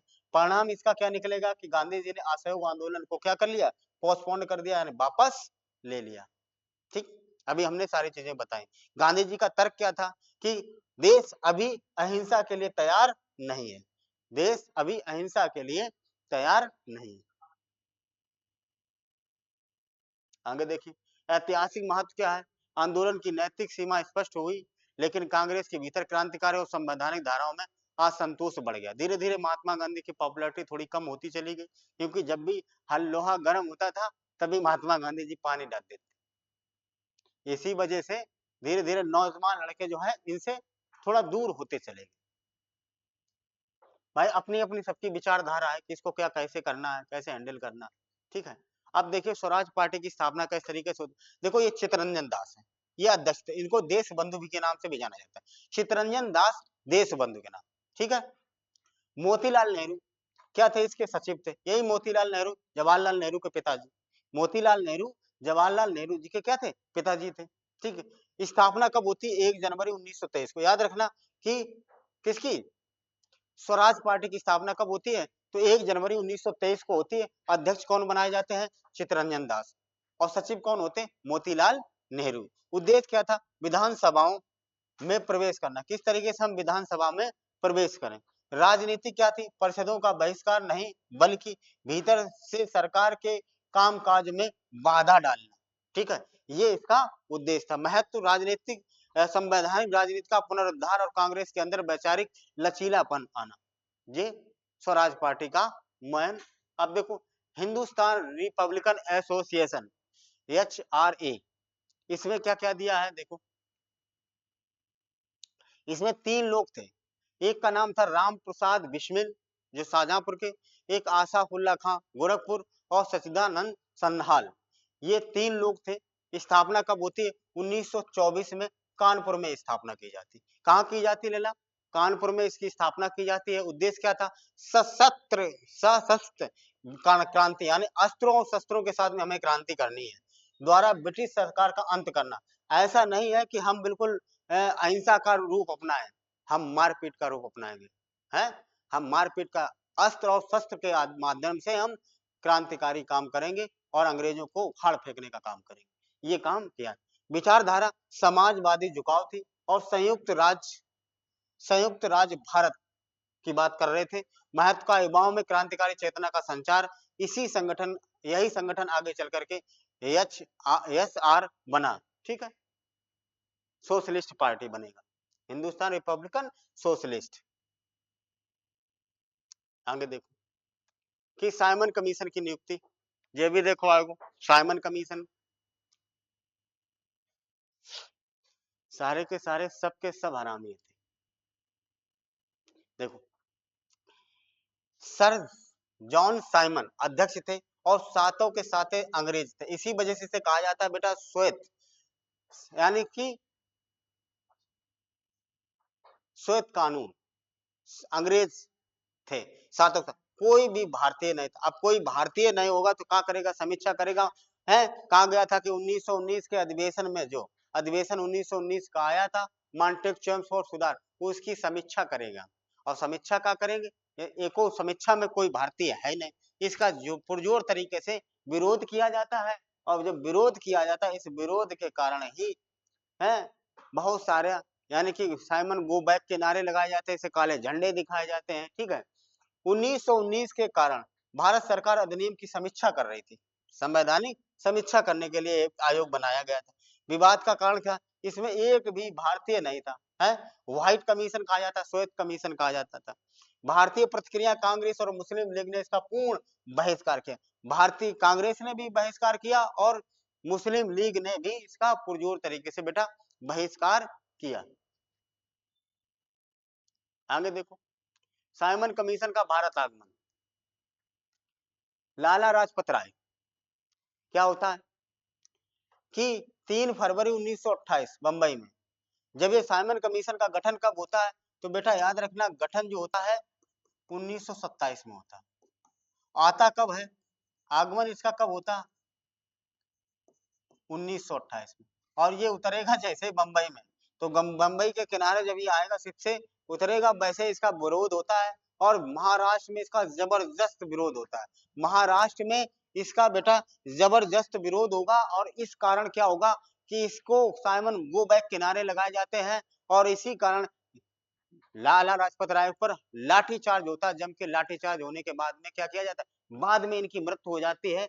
तो ये याद रखना, ये लाहौर की घटना है। विरोध प्रदर्शन के दौरान पुलिस द्वारा बर्बरतापूर्ण लाठीचार्ज होता है, किसे, लाला लाजपत राय को। दुखद परिणाम क्या, लाला लाजपत राय गंभीर रूप से बेटा घायल हो जाते हैं और 1928 में इनकी क्या हो जाती है, मृत्यु हो जाती है। ठीक है, ये याद रखना। ऐतिहासिक प्रभाव क्या था कि क्रांतिकारियों के भारी आक्रोश और घटना, भगत सिंह द्वारा संघर्ष बद 1928 में ही इसका क्या कर दी जाती है, सैंडर्स का हत्या कर दी जाती है। नेहरू रिपोर्ट में देखो क्या दिया गया 1928 में। नेहरू रिपोर्ट क्या आती है, नेहरू रिपोर्ट में 1928 नेहरू रिपोर्ट, अध्यक्ष कौन बनाए गए थे, मोतीलाल नेहरू। और पृष्ठभूमि क्या है, भारतीय सचिव लॉर्ड वर्कनेहल की चुनौती का भारतीय ने जवाब दिया था। कहा देखो, तुम मेरी भी बात नहीं मानते, उनकी भी बात नहीं मानते हो, जो भी कानून बनाते हैं उसका तुम लोग सब विरोध करते हैं। कोई ऐसा कानून बना के लाओ जिसका तुम्हें सभी लोग कोई सपोर्ट ना करें, सभी लोग सपोर्ट करें, ऐसा कोई। इसने चुनौती दे दी वर्कनेहल ने। ठीक है, वर्कनेहल, अब उस चुनौती को पूरा करने के लिए नेहरू जी ने एक रिपोर्ट तैयार की। क्या क्या रिपोर्ट में दिया गया, देखो, पहला दिया गया है डोमेनियन स्टेट, यानी कि हमें डोमेनियन स्टेट चाहिए, इसकी मांग की गई। हमें मौलिक अधिकार की मांग की गई कि मौलिक अधिकार हमें चाहिए। उसके बाद संघीय शासन व्यवस्था की मांग की गई और निर्वाचन मंडल की मांग की गई। यानी कि जब इसने मांग की वो 20 मांगों की, उसके बाद में मोहम्मद अली यानी यानी मुस्लिम लीग ने क्या किया, राजू ने, भाई ये तो भारत ऐसा होता ही है कि कोई कहेगा तो कोई, ये अंग्रेज लोग जानते थे कि अगर हम कुछ भी करेंगे इसका विरोध जरूर होगा। ठीक है, क्योंकि सबकी एक सहमति नहीं रहेगी। इसी कारण यहाँ पर क्या किया, मुस्लिम लीग को उसका दिया गया, कहा गया हाँ। और मुस्लिम लीग ने अपनी 14 सूत्री मांगे रख देंगे, कहा लो। और इस चक्कर में ना उनकी पूरी करेंगे ना इनकी पूरी करेंगे, एक उनकी मांगे पूरी नहीं करेंगे, न डोमिनियन स्टेट की, न मौलिक अधिकार, न संघीय व्यवस्था, न निर्वाचन पृथक निर्वाचन मंडल। और वहीं पर ये सारी चीजें करें। फिर देखिएगा, माइंड मैप के माध्यम से हम लोग समझेंगे कि घटनाओं को फिर से रिवाइजन करेंगे। तो देखिएगा क्या दिया गया है कि 1922 में चौरी चौरा कांड की वजह से क्या हुआ, आंदोलन स्थगित हो जाता है। 5 फरवरी चौरी चौरा कांड होता है। 1923 में क्या होता है कि स्वराज पार्टी की गठन होता है, यानी कि चितरंजन दास अध्यक्ष और मोतीलाल नेहरू सचिव बनाए जाते हैं। उसके बाद में भारतीय का नाम है क्रांतिकारी की शुरुआत होती कानपुर से। हिंदुस्तान सोशलिस्ट पार्टी की स्थापना होती है। उसके बाद 1927 में साइमन कमीशन की नियुक्ति होती है श्वेत आयोग की, है। साइमन कमीशन आता है 1928 में, और लाला लाजपत राय की लाठीचार्ज में बाद में इनकी क्या हो जाती है, मृत्यु हो जाती है। तो ठीक है, उसके बाद 1928 में नेहरू रिपोर्ट यानी संविधान का प्रारूप तैयार किया जाता है, और वो रिपोर्ट भी लागू नहीं हो पाती, मानते नहीं, मुस्लिम लीग नहीं मानती, मुस्लिम लीग अपनी मांग घुसेड़ देती है कि भाई हमारी इतनी मांग है, अगर इनकी बातें पूरी करेंगे तो हमारी बातें पूरी करो। ना उसकी बातें पूरी होती, ना इसकी बातें पूरी होती। आगे देखो, विचारधाराओं का प्रभाव किस तरीके से था, कौन कौन लोग क्या क्या चाहते थे। देखो, मोतीलाल नेहरू क्या चाहते थे, यानी कि मोतीलाल नेहरू हैं काउंसलिंग में प्रवेश चाहते थे, किस तरीके से विधानसभा में प्रवेश किया जाए, इसलिए इन्होंने स्वराज पार्टी की स्थापना की थी, संवैधानिक स्वराजवादी, यानी स्वराज की बात। और भीतर यानी कि जब तक हम भीतर नहीं जाएंगे, हैं पार्टी में एंटर नहीं करेंगे, यानी विधानसभाओं में नहीं जाएंगे, तब तक हम विरोध कैसे करेंगे। अगर ये कोई काम करेंगे तो भाई संविधान को वहां जाओगे जो विधानसभाओं में, तो बहुमति के साथ में कोई कानून बनता था। तो जब तक हमारी वहां मेजोरिटी नहीं होगी, हम वहां पहुंचेंगे नहीं, तब तक वहां पर हमारी बात कौन रखेगा, और इनके कामों में अड़ंगा कौन लगाएगा, इनके कामों को अवरोध कौन करेगा, इसके लिए बनाया गया। ठीक है, फिर 1920 कहा भारत।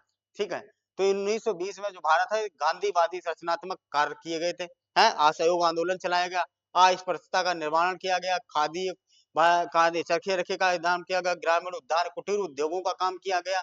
ठीक है, उसके बाद में सशक्त विद्रोह किया गया, बिस्मिल भगत सिंह है, और यहीं पर चंद्रशेखर आजाद, बहुत सारे युवा क्रांतिकारी का जन्म होता है, बहुत सारे क्रांतिकारी उभर के आएंगे देश की रक्षा करने के लिए, क्रांतिकारी समाजवादी जिसे कहा जाता है, पूर्ण स्वराज स्वतंत्रता की चाह रखने के लिए ये सारे काम किए जाते हैं। आगे चलो देखिएगा क्या दिया, भारतीय स्वतंत्रता आंदोलन के निर्णायक वर्ष 1930 से 28 से लेकर के 1930। पहला देखो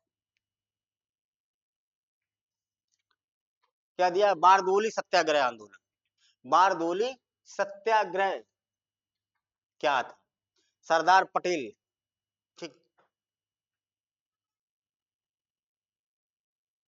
देखो बारदोली सत्याग्रह यानी कि ये बात है बारदोली ताल्लुकात की, यानी जो सूरत जिले में गुजरात में पड़ता है, 1928 की बात है।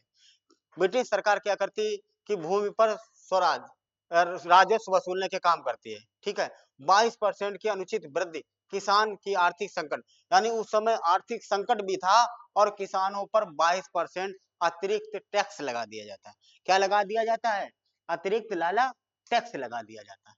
ठीक है, फिर क्या होगा कि इसका नेतृत्व करने के लिए आ जाते हैं वल्लभ भाई पटेल, और यही आंदोलन को सफल बनाने के बाद में यहाँ बारदोली महिलाओं ने सरदार की उपाधि दी थी, सरदार वल्लभ भाई पटेल। देखो, रणनीति कर न देने का सामूहिक निर्णय लिया गया, और पूर्ण अहिंसा और कड़ा अनुशासन के माध्यम से, यानी कि कहा कि हम कोई भी अतिरिक्त कर नहीं देंगे, कोई भी नहीं देंगे, और सामूहिक रूप से नहीं देंगे, कोई भी व्यक्ति नहीं देगा, और कड़ा अनुशासन अपनाया गया, अहिंसात्मक कार्य यानी कि अहिंसात्मक तरीके से ये रणनीति तैयार की गई सरदार पटेल के द्वारा।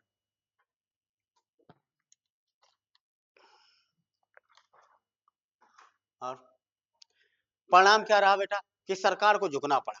जब कोई भी गतिविधि ऐसी बड़ी होती है और सिस्टमेटिक ढंग से होती है, तो सरकार को झुकना ही पड़ता है। क्या होता है कि सरकार को झुकना पड़ा, और कर वृद्धि वापस ली, और जब्त जमीनों को लौटाएगी।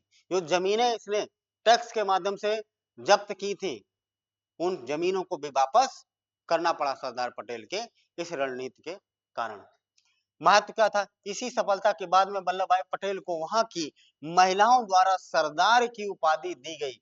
इसमें सविनय अवज्ञा आंदोलन के लिए आधार तैयार कर दिया। कहा एक आंदोलन दूसरे आंदोलन से किस तरीके से अटैच है बात सही नहीं, बागड़ बिल्लो, है बात सही, समझ में आ रहा कि नहीं। तो सूरत, ये देखो, ये है सूरत, यह है बारदोली की बात। सविनय अवज्ञा आंदोलन की पृष्ठभूमि तैयार हो जाती है। केंद्रीय विधानसभा बम कांड, बम गिराओ बम हाँ, 8 अप्रैल 1929 में क्या होता है? केंद्रीय विधानसभा बम कांड, 8 अप्रैल 1929। यानी घटना किसके द्वारा अंजाम दिया जाता है? भगत सिंह और बटुकेश्वर दत्त ने केंद्रीय विधानसभा में, सेंट्रल असेंबली में बम फेंका और खाली ब्रांचों में बम फेंका। हम तो होते तो भरी ब्रांचों में फेंकते, सब मारे जाते सारे। अंग्रेज जब सबरे बैठे होते, उड़ा देते सालों का। उद्देश्य क्या था? किसी को मारना नहीं, बल्कि बहरों को सुनाना है। ठीक है, खाली ब्रांचों पर बम फेंके।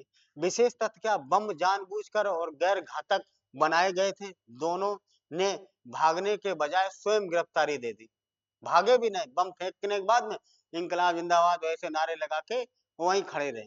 और ऐसे बम भी नहीं थे जिससे किसी का नुकसान हो, मारे जाते। और खाली ब्रांचों पर फूका नारे, इंकलाब जिंदाबाद और साम्राज्यवाद मुर्दाबाद, इसके नारे लगाए गए। परिणाम क्या है? इसके बाद चले मुकदमे के अंत में भगत सिंह और राजगुरु और बास सुखदेव को 1931 में फांसी दे दी गई। 1931 में फांसी इन्हें मिल जाती है इस वजह से।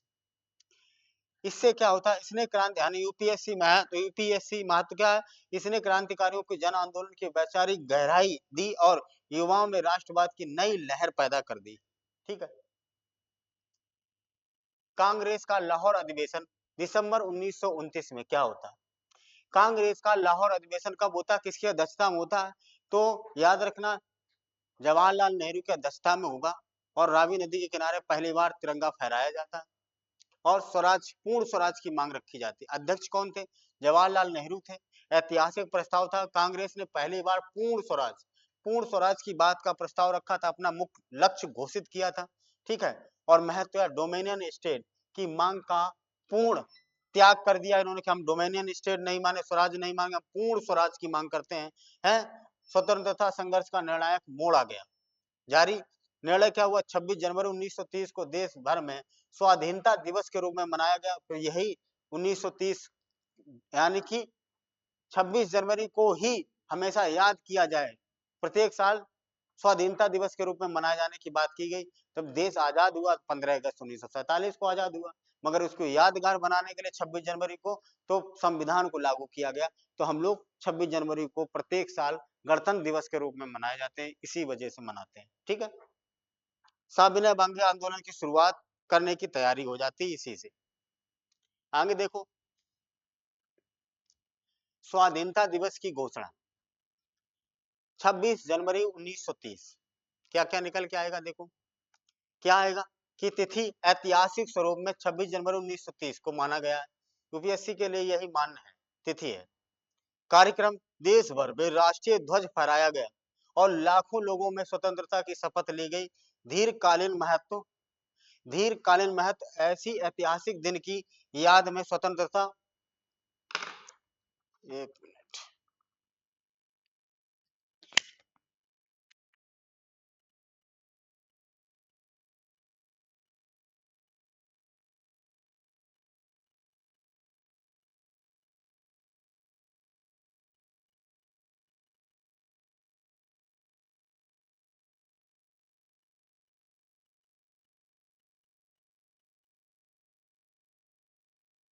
फिर क्या होता है कि दीर्घकालीन ऐतिहासिक महत्व क्या? भाई लंबे समय तक इसका ऐतिहासिक महत्व रखा है, यानी कि याद में स्वतंत्रता दिवस, यानी कि 26 जनवरी को भारत में गणतंत्र दिवस के रूप में मनाएगा कि ऐतिहासिक दिन को किस तरीके से हम लोग याद रखें, हमेशा ये जहन में रखें। इसलिए हम लोगों ने प्रत्येक साल 26 जनवरी को गणतंत्र दिवस के रूप में मनाने की बात कही, क्योंकि संविधान को पूर्ण रूप से लागू 26 जनवरी 1950 को होता है। ठीक है। जबकि हमारा 24 नवंबर 1949 को संविधान पूरी तरीके से बनके तैयार हो जाता।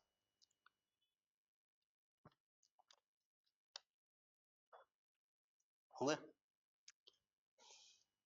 चलेगा भैया। आगे देखो, नमक सत्याग्रह दांडी मार्च 12 मार्च से स्टार्ट होता है और 5 अप्रैल तक चलता है। 240 मील लंबी दूरी तय करते हैं गांधी जी। ये देखो जाहिर है, देखो यहाँ पर तुम लोग तो नहीं कोई हो, देख लो शायद तुम्हारे ताऊ चाचा है, मौसी बुआ फूफा कोई हो साथ में। ठीक है। ये जा रहे हैं। नमक पर भी अंग्रेजों ने क्या किया था? टैक्स लगा दिया।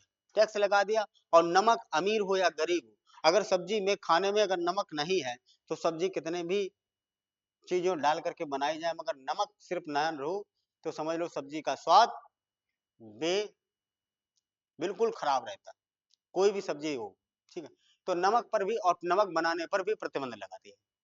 मार्ग क्या था? यह नेतृत्व किसने किया था? महात्मा गांधी ने किया। साबरमती आश्रम से लेकर के दांडी तक लगभग 240 मील की यात्रा पैदल चली थी। ठीक, नमक कानून का उल्लंघन करना और ब्रिटिश आर्थिक शोषण के विरुद्ध प्रतीकात्मक प्रतिरोध करना। विशेषता क्या थी? महिलाओं की बड़ी भागीदारी और अंतरराष्ट्रीय मीडिया का ध्यान। जब ये नमक पर लगा दिया तो अंतरराष्ट्रीय मीडिया का ध्यान आकर्षित करने में महात्मा गांधी जी सफल रहे। ठीक, कब चला था? 12 मार्च से लेकर के, अभी से मार्च, दांडी मार्च इसी वजह से कहा जाता है, गुजरात में पड़ता। साबरमती आश्रम इनका था। 1915 में साबरमती आश्रम की स्थापना होती है और वहां से चल करके पैदल दांडी तक जाते हैं 240 में, और उनका उल्लंघन करते हैं नमक कानून का। ठीक है, और इससे क्या होगा? साम्राज्य की नैतिक साख को गहरा आघात पहुंचता है और साविनय अवज्ञा आंदोलन का शंखनाद यहीं से माना जाता है, जब इस आंदोलन को यात्रा करते हैं, दांडी यात्रा। साविनय अवज्ञा आंदोलन देखो 6 अप्रैल, वहीं तुरंत साविनय अवज्ञा आंदोलन यानी 6 अप्रैल 1930 को से प्रारंभ हो जाता है। 6 अप्रैल 1930 को गांधी जी द्वारा दांडी में नमक कानून को तोड़ने के साथ में साविनय अवज्ञा प्रारंभ हो जाता है। मुख्य कार्यक्रम में क्या था कि कर नहीं देना, हमें टैक्स नहीं देना। ठीक है, जो टैक्स बढ़ाया गया था, विदेशी वस्तुओं और कपड़ों का हमें बहिष्कार करना, ये भी बात कही गई थी। सरकारी कानूनों की शांतिपूर्ण अवज्ञा करना, यानी कि मना कर देना। कोई आओ चलो, आओ मेरे साथ में चलो, आज घुमा लाए तुम्हें, तो कहते ना भैया हम नहीं जाएंगे, हम यो काम बड़ा विनम्र पूर्वक, भैया हम तुम्हारो यो काम नहीं कर पाएंगे, हैं यह चीज दे दो, भैया हम दे नहीं पाएंगे, हम यो काम नहीं कर पाएंगे। यानी बहुत विनम्र भाव से हम उसे क्या कर दें, उसकी आज्ञा की अवहेलना कर दें। यही कहा जाता साविनय अवज्ञा आंदोलन है। बड़े प्यार से भीगा करके भिगा करके पानी में डुबोर के जूते को बड़े प्यार से मारना, साविनय अवज्ञा आंदोलन का तरीका। ठीक है, बड़े प्यार से मुस्कुराते मना कर दो, भैया हमें ये काम तुम्हारा ये सपोर्ट नहीं करना। ड्यूटी करन का नहीं यार, भैया हम नहीं करें, हमें ड्यूटी की आवश्यकता नहीं। ठीक, तो इस तरीके से ये सरकारी प्रतिक्रिया क्या, व्यापक गिरफ्तारियां और कांग्रेस पर प्रतिबंध लगा दिया गया जब ये काम किया गया।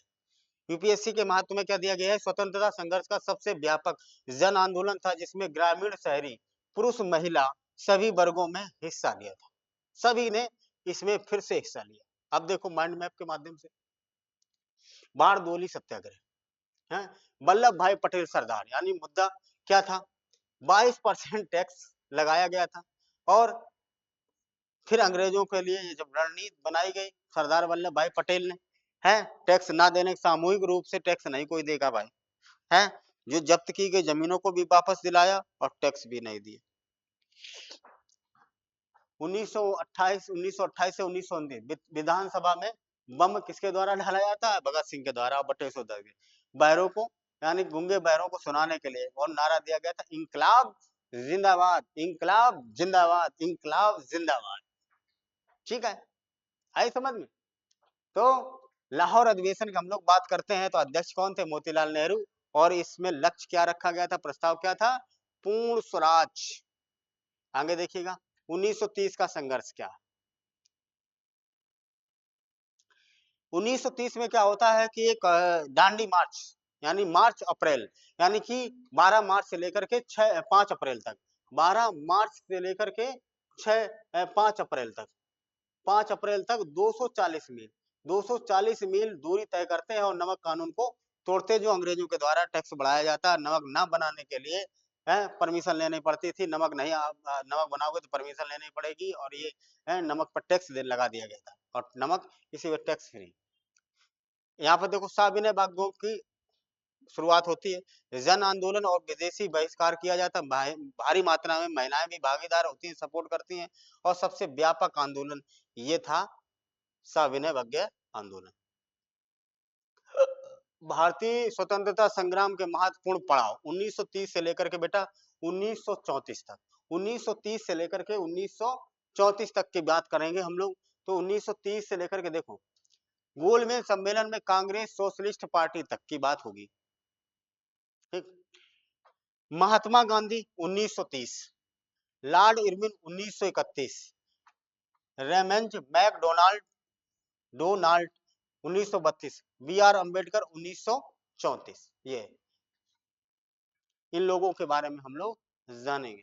तो प्रथम गोलमेज सम्मेलन 1930 1931, बिना दूल्हे की बारात बिना दूल्हे की बारात, ऐसा कहीं होता भैया? बिना दूल्हे की बारात।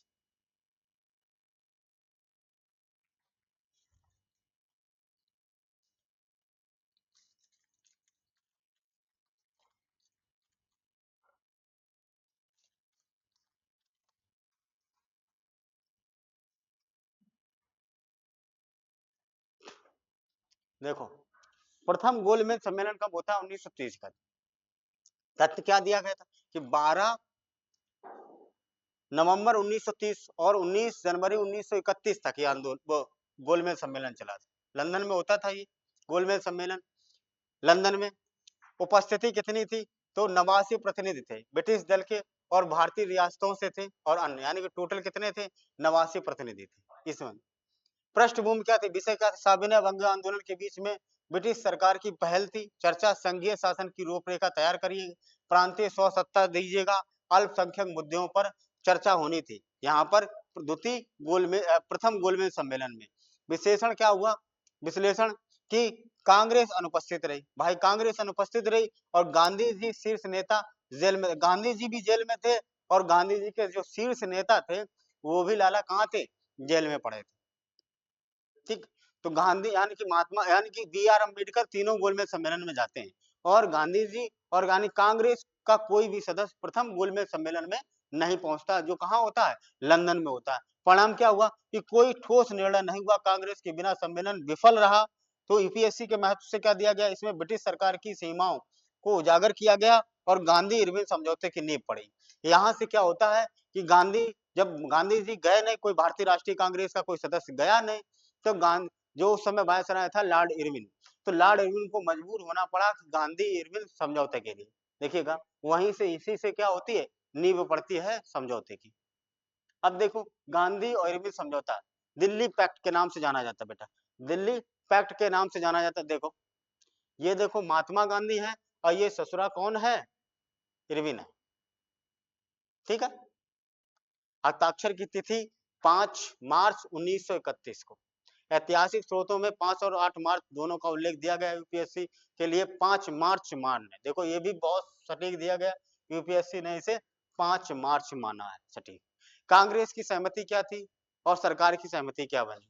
सविनय अवज्ञा आंदोलन को स्थगित किया जाए, द्वितीय गोलमेज सम्मेलन में भाग लेना, यानी कि सविनय अवज्ञा आंदोलन का स्थगित करो, रोको भाई सविनय अवज्ञा आंदोलन, और द्वितीय गोलमेज सम्मेलन में सपोर्ट करो। तो राजनीतिक बंदियों की रिहाई कीजिए है और हिंसक आरोपियों को छोड़ करके, यानी कि जिन्होंने हिंसक आरोप लगाए, यानी हिंसक घटनाएं मारपीट की है, कत्ल की है, ठीक है, तो उनको छोड़ करके बाकी लोगों को, राजनीतिक बंदियों को हमने रिहा करने की मांग रखी गई, तो उसको सरकार ने पूरा किया। तटीय क्षेत्रों में नमक बनाने की समित अनुमति दी गई, यानी कि समितियों को नमक बनाने के, जो तटीय क्षेत्र वाले लोग हैं जो नमक बनाते हैं उनको बनाने की अनुमति प्रदान की जाती है। महत्व, पहली बार ब्रिटिश सरकार ने कांग्रेस को बराबरी का दर्जा दिया। यह संघर्ष और वार्ता के बीच संतुलन था, यानी कि ये याद रखना कि जब पहली बार क्या किया ब्रिटिश सरकार ने, कांग्रेस को भी बराबर का माना कि आप भी प्रतिपक्ष में हो, विपक्ष में हो। ठीक है, आगे देखो आशा और निराशा। द्वितीय गोलमेज सेवन में क्या होता है सम्मेलन में? तो द्वितीय गोलमेज सम्मेलन में क्या होगा कि कुछ चीजें आशा से हम लोग जाते हैं, बहुत सारी चीजें आशाओं के अनुरूप नहीं हो पाती है। ठीक है, तो देखिएगा क्या क्या हाथ में लगता है।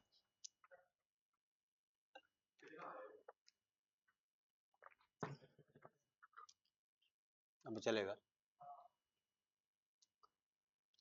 तथ्य क्या है कि 1930-31 में, ठीक है, लंदन में हो रहे, यानी कि 1 2 31 32, यानी 30 31 32 ऐसे होंगे। तो 7 सितंबर से लेकर के 1 दिसंबर 1931 तक चलेगा। और राष्ट्रीय कांग्रेस के प्रतिनिधि के रूप में कौन जाते हैं? एकमात्र गांधी जी जाते हैं। गांधी जी वहां पहुंच जाते हैं गोलमेज सम्मेलन। देखो साहब जी बैठे हैं, गांधी जी ये बैठे हैं, ठीक है, बैठे कि नहीं बैठे? देखो तुम यहाँ पर बगल में तो नहीं बैठे हो। ये मुख्य विवाद क्या था कि अल्पसंख्यकों के लिए पृथक निर्वाचन का मुद्दा, ये डिमांड रख रही थी मुस्लिम लीग कि अलग निर्वाचन मंडल चाहिए अल्पसंख्यकों के लिए, ठीक। और यही एक मुद्दा था, यानी कि परिणाम क्या लिखा? आपसी सहमति नहीं बन सकी, गांधी जी माने नहीं इस चीज के लिए, और ये जाना क्या हुआ? विफल हुआ, सफल नहीं हुआ। कहा अल्पसंख्यक के लिए पृथक निर्वाचन चाहिए, मना कर दिया। परिणाम क्या हुआ? भारत लौटकर गांधी जी ने सविनय अवज्ञा आंदोलन को पुनः प्रारंभ किया और सरकार की प्रतिक्रिया लॉर्ड विलिंगटन द्वारा दमनात्मक नीतियां तेज हो जाती हैं। ये पूरी तरीके से दमन करने के लिए हावी हो जाते हैं, ठीक है। आशा, विवाद, निराशा।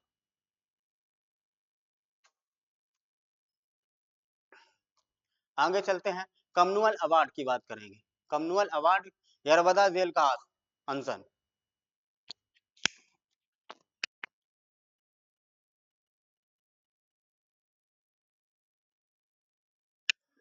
कम्युअल अवार्ड और यरबदा जेल, क्योंकि 1 बजे हमें ड्यूटी पे जाना।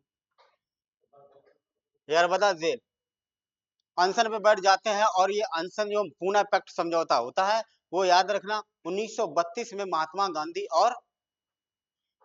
गांधी और किसके बीच होगा? भीमराव अंबेडकर के बीच में होगा। इसे अगस्त 1945 में पूना पैक्ट के नाम से जाना जाता है। दलित वर्ग को अल्पसंख्यक मान करके उनके लिए पृथक निर्वाचन मंडल की मांग की जाती है, जो मांग गांधी जी बिल्कुल तैयार नहीं होते, अनशन में बैठ जाते हैं यरबदा जेल में। महाराष्ट्र में है यरबदा जेल, तो उस अनशन में बैठ जाते हैं जब फिर इनका समझौता होगा, ठीक है। गांधी जी की प्रक्रिया थी कि इसे हिंदू समाज को विभाजित करने और ब्रिटिश की चाल माना गया। कहा कि ये हिंदू समाज को विभाजित करने की एक चाल है, और ये अंग्रेजों के द्वारा चली गई चाल है, ठीक है। कदम नर्मदा जेल पुणे में आमरण अनशन पर ये बैठ जाते हैं।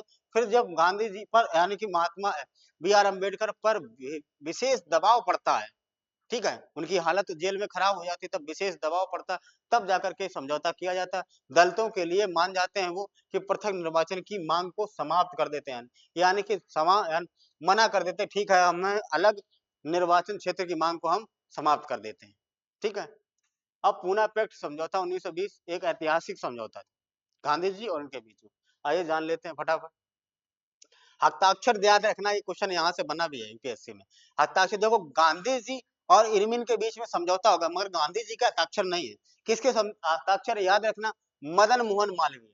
मोहन मालवीय मीडिएटर का रूप अदा करते हैं, यही लेकर के जाते हैं बी आर अम्बेडकर को, ठीक है।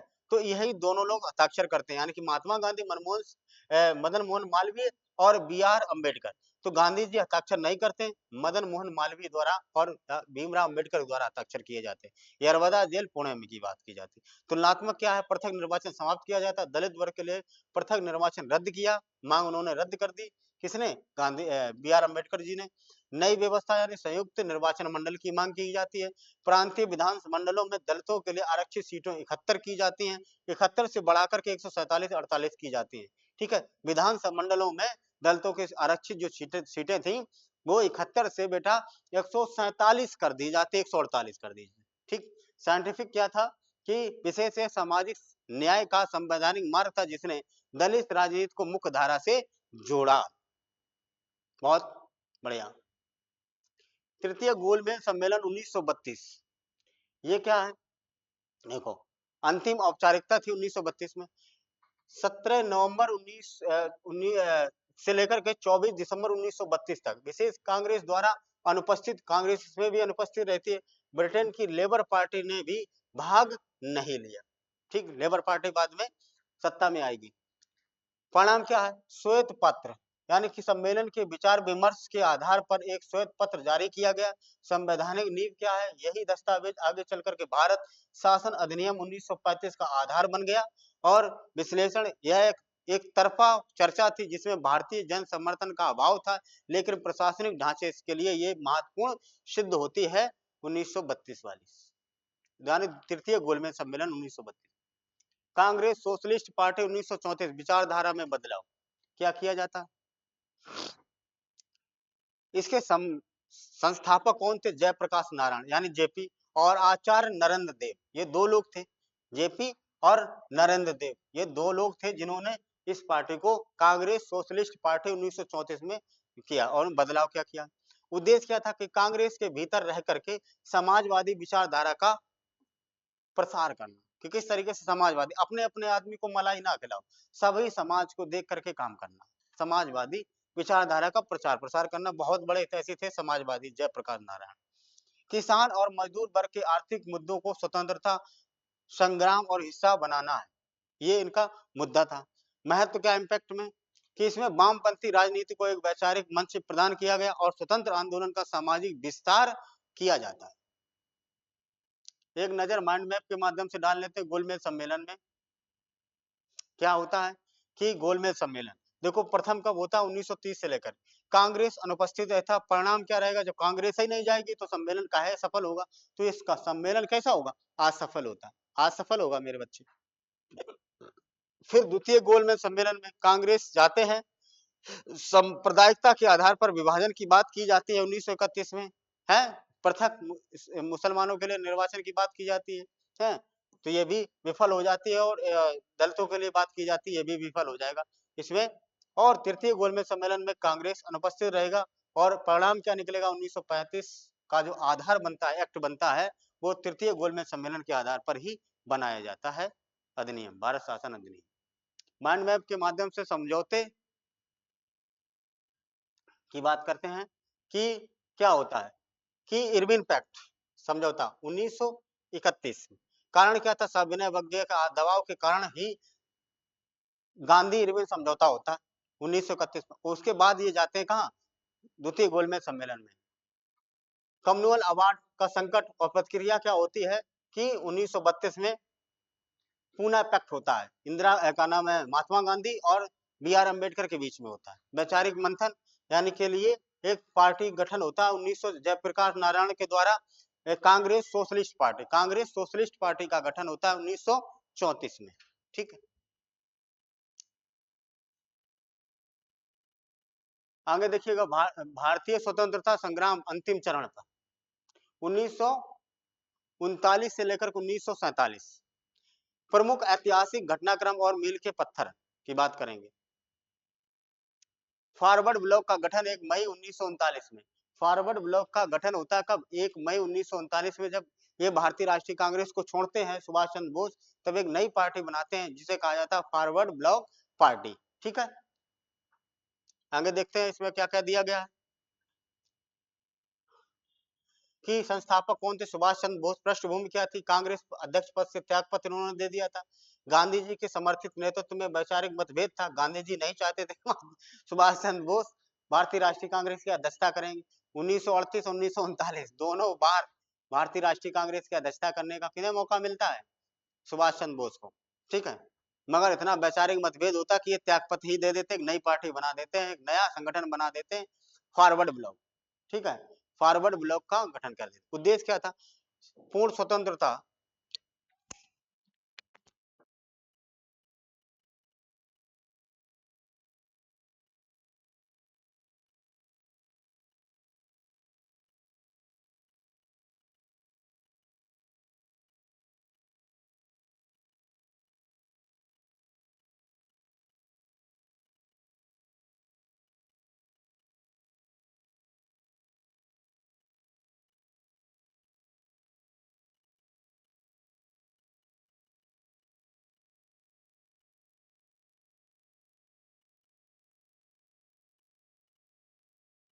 उद्देश्य वैचारिक मतभेद देखो होता ही रहता है सबके पास में। तो उद्देश्य क्या था कि पूर्ण स्वतंत्रता के लिए आक्रामक राष्ट्रवाद की बात करते थे। समान, तुम मुझे खून दो मैं तुम्हें आजादी दूंगा, ये नारा किसके द्वारा दिया गया था? तुम मुझे खून दो, खून पीने की बात था ना, यानी कि तुम मेरा समर्थन करो हर तरीके से, शारीरिक समर्थन। ठीक है, और दिल्ली चलो का नारा किसके द्वारा दिया जाता है? सुभाष चंद्र बोस। समाजवादी आर्थिक ढांचा और साम्राज्यवाद का विरोध करना था। महत्व क्या बेटा है कि उग्र राष्ट्रवादी धाराओं को एक संगठित मंच दिया गया, आगे चलकर के आजाद हिंद फौज आंदोलन की वैचारिक क्या बनती है? पृष्ठभूमि बनती है। मुक्ति आंदोलन देखिए, मुक्ति आंदोलन 22 दिसंबर 1939 22 दिसंबर 1939 में ये बनेगा। और पृष्ठभूमि क्या है, द्वितीय विश्व युद्ध में भारत को बिना परामर्श के शामिल कर लिया जाता है, यानी कि 1 सितंबर 1939 से 1945 तक द्वितीय विश्व युद्ध चलता है। और ये लोग क्या करते हैं, अंग्रेज लोग बिना भारत की परमिशन से ही उसमें शामिल कर देते हैं। ठीक है। घटनाक्रम क्या है कि विरोध में कांग्रेस मंत्रिमंडल ने क्या दिया, इस्तीफा दे दिया, और कांग्रेस ने इसे मुक्ति दिवस के रूप में मनाया। ठीक है। और मुस्लिम लीग की प्रतिक्रिया क्या थी, जिन्ना ने इसे लिबर डे यानी कि कहा। कांग्रेस और मुस्लिम लीग के बीच में विभाजन गहरा हो गया और सांप्रदायिक राजनीति को बढ़ावा मिल जाता है यहीं से बेटा, मुक्ति दिवस के। पाकिस्तान की मांग कब होती है बेटा, 24 मार्च 1940 को। 24 मार्च 1940 को कांग्रेस की मांग होती है।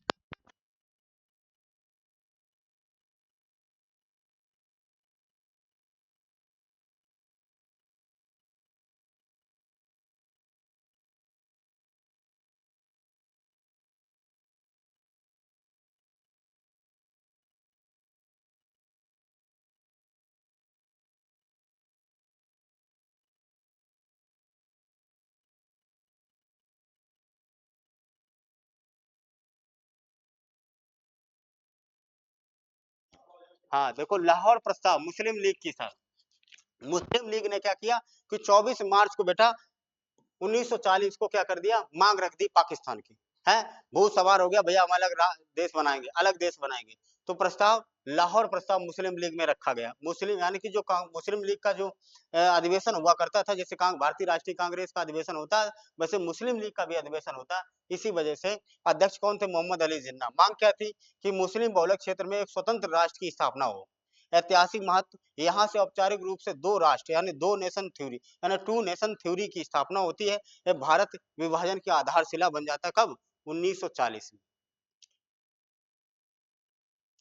उसके बाद अगस्त प्रस्ताव आता है 8 अगस्त 1940 को। वायसराय कौन थे, लॉर्ड लिनलिथगो थे। इसका मुख्य प्रावधान क्या था कि युद्ध के बाद में संविधान का निर्माण करने का अधिकार दिया जाएगा, मगर अल्पसंख्यकों ने क्या किया, सहमति को अनिवार्य बना दिया, यानी कि सहमति कह दिया गया कि अलग हम बनाएंगे, संविधान बनाने के लिए, हम निर्माण के लिए आपको अधिकार देते हैं, मगर अल्पसंख्यकों की सहमति अनिवार्य नहीं है कि वो सहमति दें। इसका क्या कारण हुआ कि कांग्रेस ने इस प्रस्ताव से स्वीकार नहीं था, इनको स्वीकार ही नहीं हुआ, क्योंकि मुस्लिम लीग इस प्रस्ताव से संतुष्ट थे। इसमें से विभाजन के संकेत देखने को मिल रहे थे, इस वजह से भारतीय राष्ट्रीय कांग्रेस सपोर्ट नहीं कर रही थी। महत्व क्या है कि ब्रिटिश नीति में पहली बार विभाजन को परोक्ष स्वीकृति मिलती है। इसे आगे चलकर के क्रिप्स मिशन की स्थापना होने की संभावना हो जाती है। अब देखिएगा, क्रिप्स मिशन आ गया। क्रिप्स मिशन में क्या दिया गया है कि ये कौन थे अध्यक्ष, जिसके नेतृत्व में आया था, सर स्टेफोर्ड क्रिप्स 1942 में। क्या कहा गया, युद्ध के बाद डोमिनियन स्टेट की मांग की गई थी और प्रांतों को संघ से अलग होने का अधिकार दिया गया। डोमिनियन स्टेट यानी कि प्रांतों को संघ से अलग होने का प्रावधान किया गया था कि अलग हो सकते हैं। और यही बात अंग्रेज क्या नाम भारतीय राष्ट्रीय कांग्रेस को अस्वीकार हो गई कि हम पूरी तरीके से प्रांतों को अलग नहीं होना चाहते, हम संयुक्त भारत चाहते हैं।